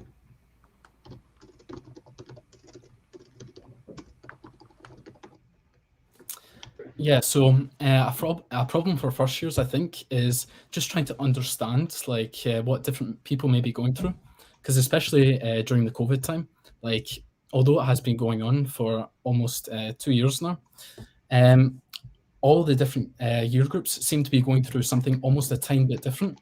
So it's going to be getting feedback from the students and actually listening to how they're feeling about certain situations or certain events that may be taking place, and definitely acting on that feedback. Obviously, like personally, I'd love to have see a lot of in-person events and things like that. But I definitely feel as if listening to what the students are actually saying is the best way to go about this. In addition, I feel like it's really good to create like a stress-free environment where the people that are coming in aren't getting the sense that there's the need for already known knowledge, whether it's in computing or anything like that. That's why I feel like a lot of the events that already are being set up, such as like the coffee meetup that's happening on November 3rd, that's a really great way just for people to get to meet each other and really just like have that comfortable environment to be in. So yeah.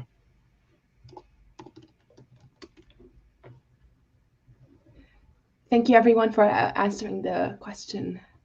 From Yuto, our tech secretary, a big part of the role of first year rep is to communicate CompSoc events and acting as a bridge and representative.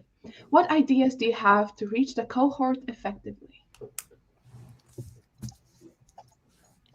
Yeah, so I think to reach out for our events, we could do, for example, printed out posters, well not posters, but little flyers and leaflets physically in Appleton Tower. I have a staff account, so that can come off my printing credit. We can also do things such as, Pardis mentioned the Instagram account, kind of things on Instagram with societies usually spread like wildfire. It could be a great way to get people out who don't have Facebook and don't have Discord, as well as getting it out to people physically in Appleton Tower and other informatics facilities.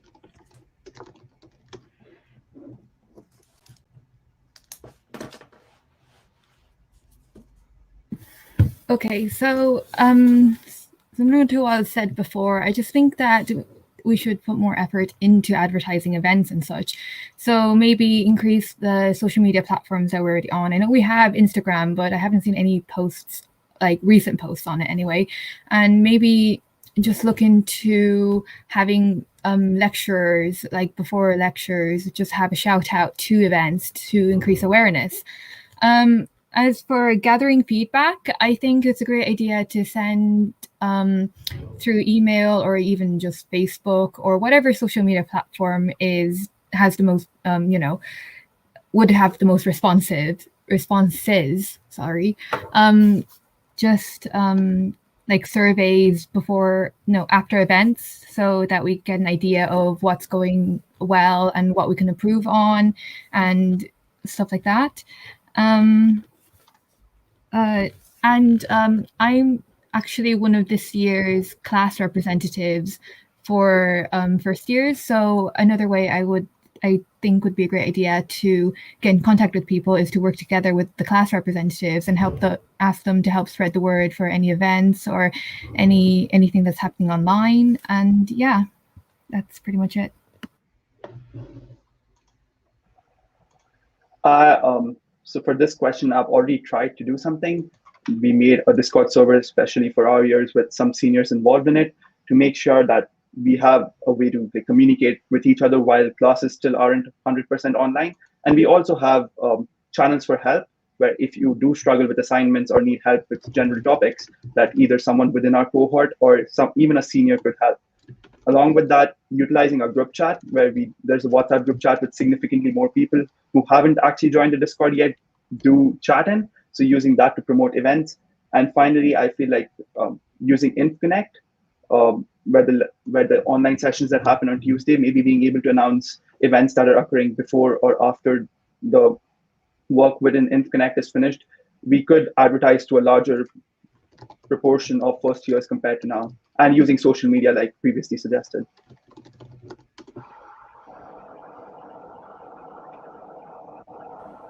Thank you. I believe that the best way of managing to reach more people is repetition. We should ask the university whether we can put up posters and information signs in as many places of the campus as possible, even maybe in lifts or other areas where people spend a lot of time. If you're in a lift for maybe 10 seconds, you're going to take some time to read a poster that's on the wall. Also, with repetition, it's all about getting to speak with people and telling them about this in person.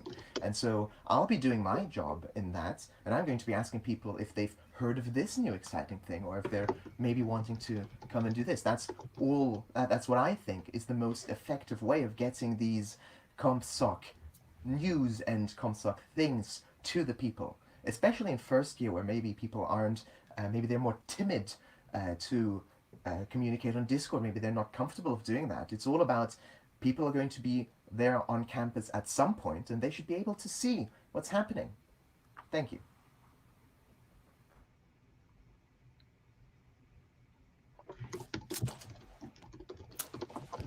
So in addition to the shout outs, the flyers and the social media, I feel like we can also set up events where we maybe bring a friend from like an outside discipline, try like increase the size of the society, or we also really want to be an accommodating society. So maybe we can have situations where we have a website that randomly assigns you to another person, maybe someone who can't necessarily get to Edinburgh at this point in time because of COVID restrictions. It's very accommodating to their situation. Also, we could maybe create crossover events between societies to allow people from other societies to see what CompSoc's like, and for CompSoc students to see what outside societies are like. And really give that give students that sense of like freedom, and also the sense to actually see what CompSoc has to offer. So yeah.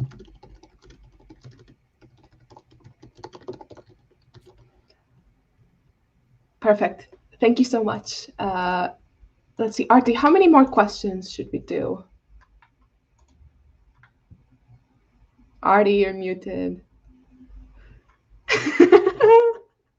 I agree with Ali. A mute button on my microphone is too much power. I should not be given it. I think we should ask 2 or 3 more questions. So we've currently got one for Charlotte specifically, so that'll be a faster answer. How would you reach out to the year to make sure that their ideas and feelings are being heard and actioned?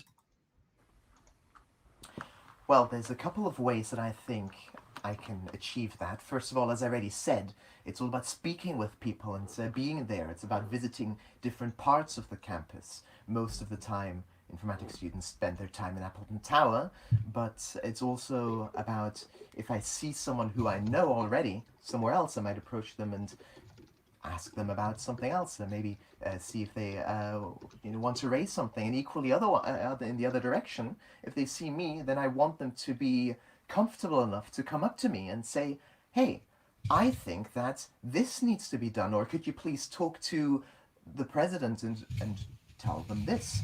I believe that's very important.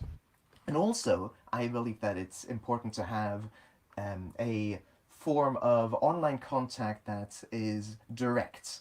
And although something like Discord DMs might be direct, you still have to first be part of the Discord server, find who you want to speak to and message them. I believe there should be something much easier, either an email or maybe even a form such as Microsoft Forms or something, which would be very easy to use. I believe those two are going to be very efficient in getting people's views collected and raised to the committee.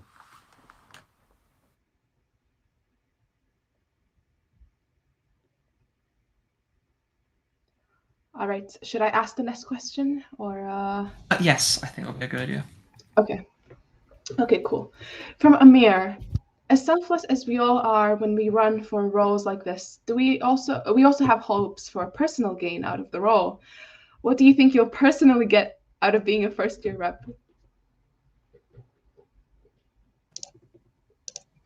Yeah, I would love to sort of develop my communication skills, my leadership skills, as well as having a chance to sort of give back to the society, which has given me so much, and sort of leave my mark on it. Say this is, well, thank you very much for what you've done to me, and now I want to do something for you.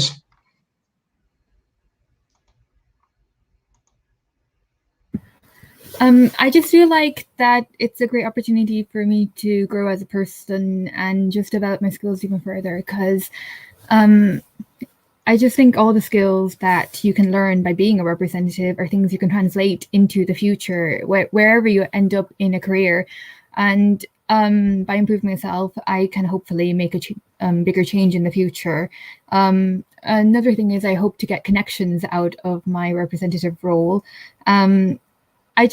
Yeah, as I said in my speech, I just really like meeting people. And I think as a representative, I would get to interact with literally everyone in the year, if not more, because I would be interacting with other representatives and, you know, just helping organizing events and feedback. And I would just get to meet a lot of people. Yeah. Yeah, going to a university like Edinburgh, which has such a multicultural and large student body, one of the advantages of being here is being able to interact with people from so many diverse backgrounds and cultures.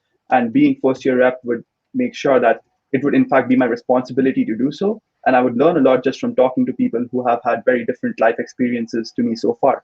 And working in a team like CompSoc, representing so many students, will definitely also transfer into professional skills, which I will have to use down the line. And my final reason would be, I used to be very involved in my student council. However, over COVID, it did lead to like some formation of like introvertedness and social anxiety in me. So this would be a good way for me to get rid of that and interact with more people and sort of get out of my bubble while I'm here in Edinburgh.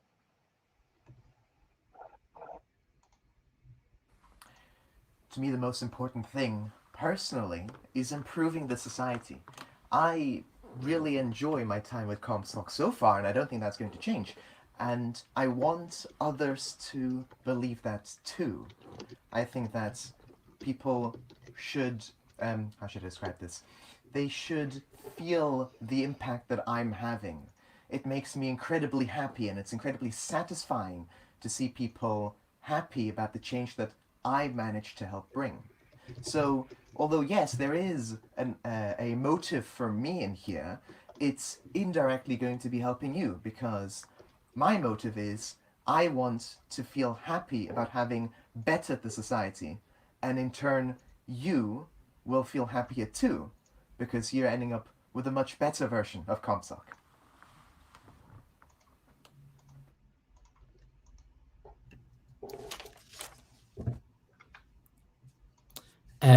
So personally for me, it's all about getting the experience, whether that's in leadership, communication, or being able to create networks with other people. But definitely, as some of the previous people have said, definitely being able to improve upon CompSoc and making it an even better society for future students to actually come in and be able to enjoy. That'd be a great thing to be able to leave and have.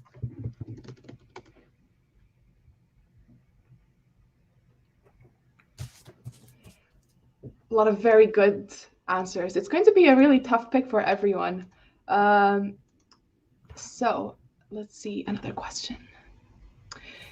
Last one from Amir. Do you think we could see the highest returns on engagement by adjusting our communication strategy or by changing up the nature and diversity of the events we have? Can you pitch an idea for an event you would really like to see? So in regard to the first part of the question, I would say, well, why not both? We can both diversify our communication strategy and also diversify our events.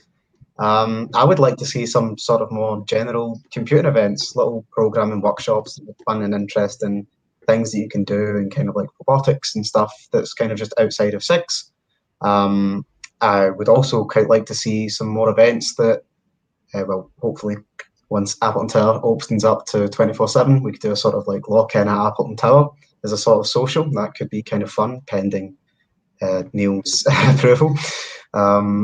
Yeah, I think that we can both take massive strides in diversifying the type of events that we do and also diversifying our outreach.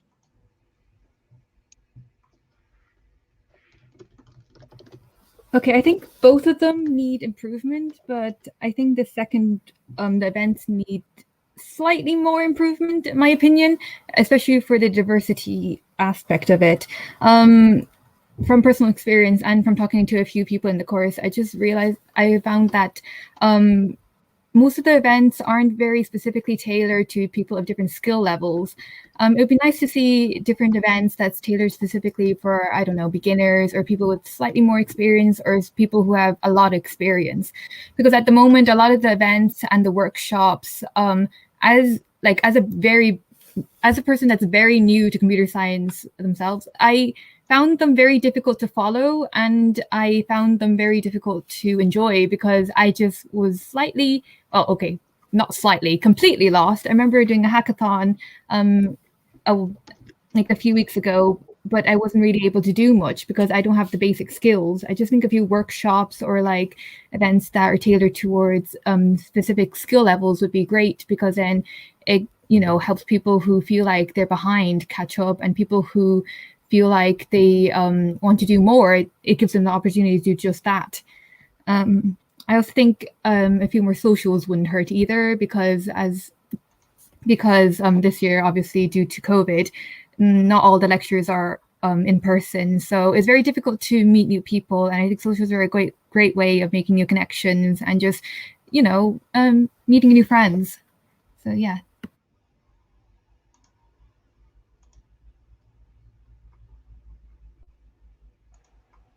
I agree, where we need to edit both the way the events are being communicated and the diversity of the events. I personally think that when we're diversifying events, I agree where we need to tailor to different skill levels when we're talking about events related to computing. But I personally believe that CompSoc needs to diversify events where we're talking about concepts which don't exactly relate to computing, maybe workshops about soft skills, maybe workshops about leadership principles, workshops about like stuff that will be vital for our development, but not exactly related to computing. And diversifying in that aspect will also appeal to more people who might not want to just join another programming workshop, but would want to develop other soft skills which they think they haven't developed yet.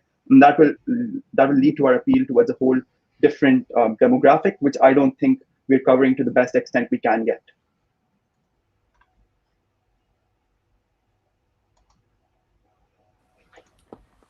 For the first part of the question, yes, I do think that we need to improve the way that we communicate with people more than we need to try and improve the social events that we have. I already mentioned the posters for feedback and other sorts of things to be placed around the campus. That's also serving as advertisements for people to join the computing society. On the other question that you asked, which was in terms of socials and maybe an event that I would like to propose, I believe that having collaborative projects, open source project that people can contribute to is going to be very effective. For those who aren't as experienced in computing and in programming, for example, they can contribute in other ways, but also they can try and learn something new by contributing to these open source projects. And they can also do this in person. I believe that if you, for example, have a branch of something and you're trying to get a specific thing done in this project, and you're doing this with multiple people, you can meet these people in real life. And I believe that the Computing Society should be encouraging this form of collaborativeness. I don't think that you should just put a repository out there and then leave people to it. I think that's going to go nowhere. You're going to have to encourage it somewhat. But if we can do that effectively, then I believe that's going to be a great way to get people engaged in the society and to also get newcomers and new programmers into the experience level.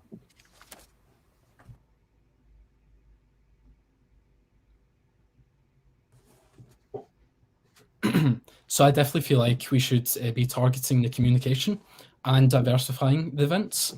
And a way I can see, like, well, first of all, an event I would like to see that would target both of these is possibly one where you bring a friend from an outside discipline, or maybe there's some sort of collaboration between the societies. So there's one society that comes and you show them maybe your your computing, different skills and things like that. Or it can go the other way around. For example, there can be an overlap between an electronics club and CompSoc, and there can be a project, and then people will be able to show their skills, and their skill level will be tailored towards the project they're actually doing, because people are providing the skills that they know already. It's not like they're having to adapt to something that they haven't necessarily learned before. And by doing this, you're going to get a much larger demographic of people that you're actually inviting to CompSoc and showing events to. So yeah.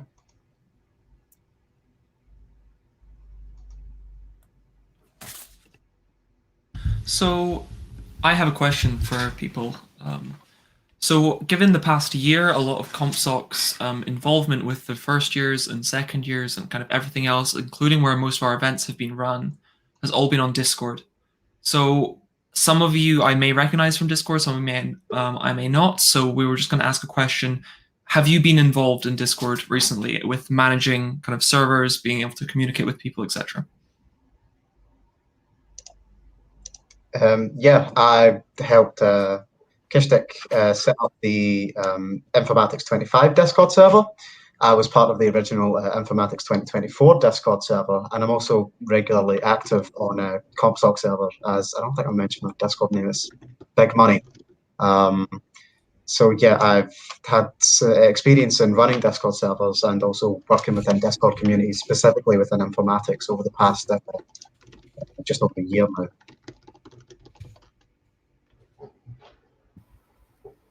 Okay, I'm going to be honest, not really, but as in I do go on Discord and like look for updates and just look at the events, and I just read through the messages, but I haven't really been involved in much, which is probably not very great, but yeah.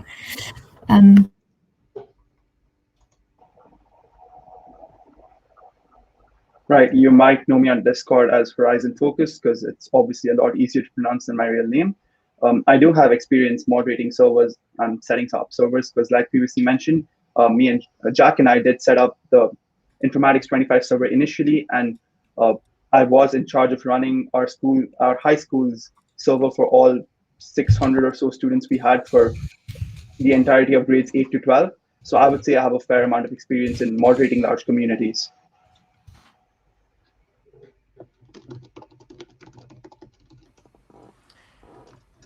First of all, yes, I've been very active on the CompSoc Discord. People will recognize me there just by my first name, Charlotte, that I usually go by, but also as my username, Iterators. Now, have I had experience with Discord? Yes. In fact, I mean, as I said, I've been using it a lot in the CompSoc Discord, but also I've managed a server with over 100 members at one point, and I believe that I could handle a Discord server very well. I believe that being visible not only in real life, but also on Discord will help people bridge the gap in communication that might arise from them not being on campus very much.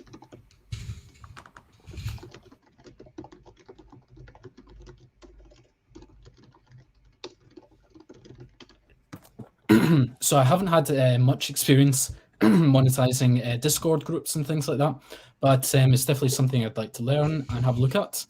But with regards to like managing large groups of people, for example, within my accommodation, I've set up group chats and everything like that to be able to reach out to all people, whether they haven't actually been able to move to Edinburgh yet, or people just wanting to meet each other. So it's definitely something I'd love to get started with the CompSoc Discord server, but it's not something that I would not be able to do. So yeah. Thank you very much. Just to clarify, as I did put it in chat, this isn't something that's necessary for your position. If you do get it, of course, it'll be kind of more expected for you to be active, as that's our main platform. That was just kind of a question for us to kind of find out that if we maybe knew you without actually knowing you, if that makes sense. So thank you very much. Alex, do we have any more questions? It seems as if we're done. I mean, we're severely over time anyway, and I don't want to keep all of you because, you know, I think some of you have not even eaten your dinner and so on. So it is time for voting. I will, let's see, Ali, can you post the link? I'll do it again for you in the chat. There we go. If you can post the link on the description. Let's say give it maybe 3 minutes to vote because we have gotten a lot of votes already. And then we will announce the winners, which is super, super exciting. Thank you for everyone who is participating in this, who is watching this. We're very glad to have you. This is kind of tough since it's online. It will not always be the case. Our next STMU will be in person. It's just this weekend, there were a lot of issues with booking spaces because it's Halloween weekend and everyone wants to book spaces. So there we go. Cue elevator music.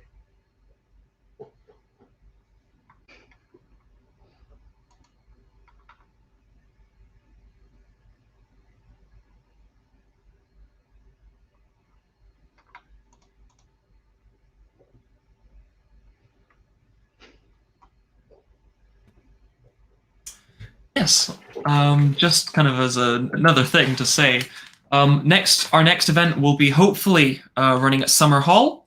We're getting a talk from A&D Digital, talking about cybersecurity in web applications. We will be providing free pizza, and we will also have an academic talk as well, although that's still to be confirmed about who's coming in. We'll have merchandise, we'll have recruiters. It's going to be a great time. Hopefully there's going to be a bar. So please come along. We promise you'll enjoy it. CompSoc loves you.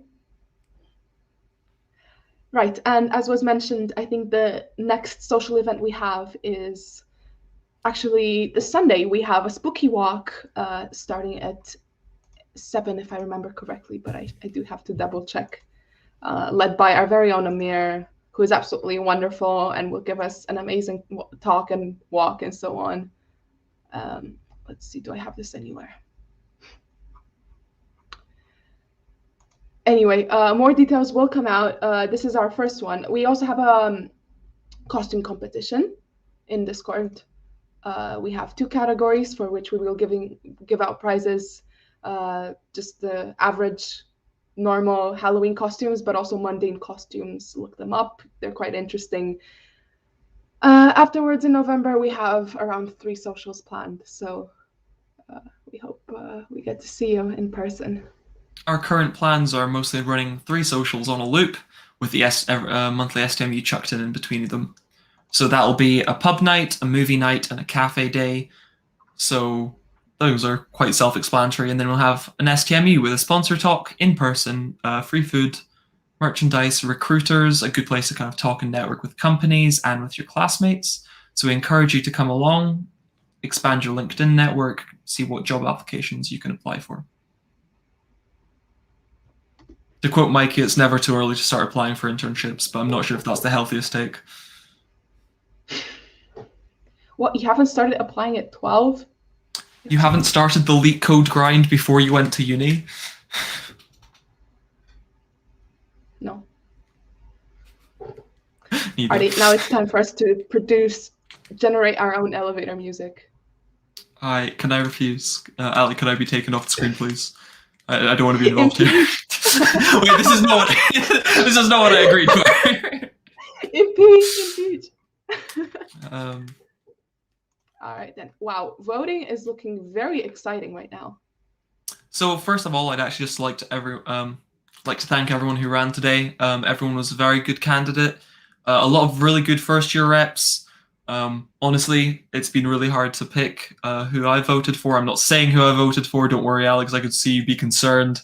But amazing job, everyone. If you don't get the position, then we encourage you to apply again next year. See if you can become second-year rep, maybe vice president, maybe president even, if you wish to apply for that. So everyone here was amazing. Great job. All right, let's wait maybe another 2 minutes since the votes are still coming in.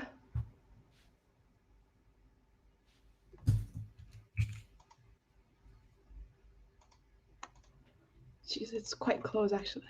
It's going to be exciting. So many strong candidates too. I mean, we're super grateful that so many people are interested in this society. Largest and best tech society in Scotland.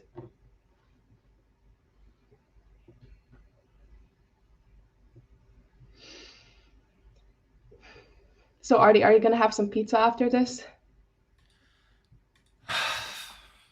I wish I could have some pizza after this. I've still got What's stopping you? a mug of coffee waiting for me for coursework, so it's going to be a fun night for me. Ah, fair enough. The only pizza you should get is Hawaiian anyway.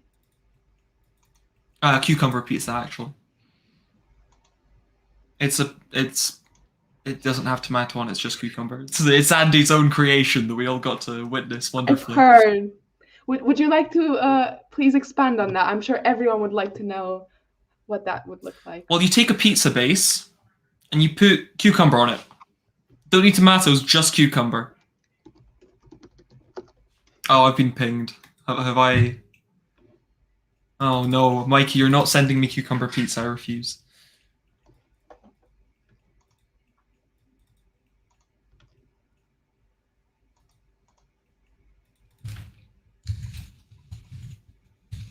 All right, just a tiny bit more.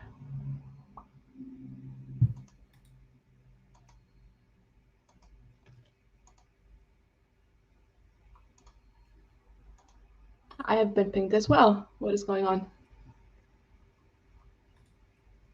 Yikes.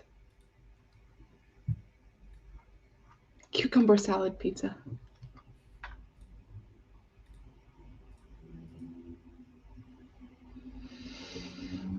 Some things are better left not seen. Okay, let's close up voting in maybe 60 seconds. Oh, we've been asked a question. If we were a pizza, what kind would we be?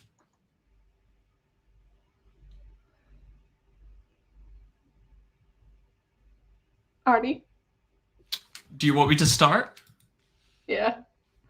Well, I'd probably be a pepperoni, because I leave too much of a kind of... I'm a bit too salty. That would be my take at it. Okay, fair enough. I don't know what I would be. Mikey just said I'm a dessert pizza. To be fair, I would love to see, yeah, Nutella pizza. There we go. Nutella pizza is the way, honestly. Right, okay, maybe a little countdown. 15 more seconds, more or less. And then we are freaking closing. Honestly, I just seen that someone suggest that we should reshuffle the committee. Honestly, I think that we should have like a rota that every week someone else takes in charge of a certain role. It would be very entertaining. Yeah. Yeah, it would be great not to see you so often, Artie. Oh, look, I live miles away. I barely come in as is. Yeah. That says a lot. All right, sorry. Okay, so voting is over. I did close the responses, which we got a lot of responses. That is pretty interesting. All right, let's see. What should we announce first? I think that we should start. Yeah, third year rep. It was, oh my god, it was super close. I mean, Ron is that good, honestly. But Ash managed to win. Congratulations! Clearly, Congratulations, they had a Ash. better opinion on refried beans. So, yeah. All right, and then the next two are going to be super exciting because we had so many people running. I guess we should go in order. So we first had vice president candidates giving their speeches. Should we give out top three? Should we just say the first person? This is super exciting. Artie, what do you think? I say that we should say the top three, but Okay. we shouldn't give the percentages. No percentages. I can't read fractions anyway, so. JK. All right, so in third place for the vice president election was Pardis. Congratulations. In second place, Oscar. And then in first place, Benson. Please show your face.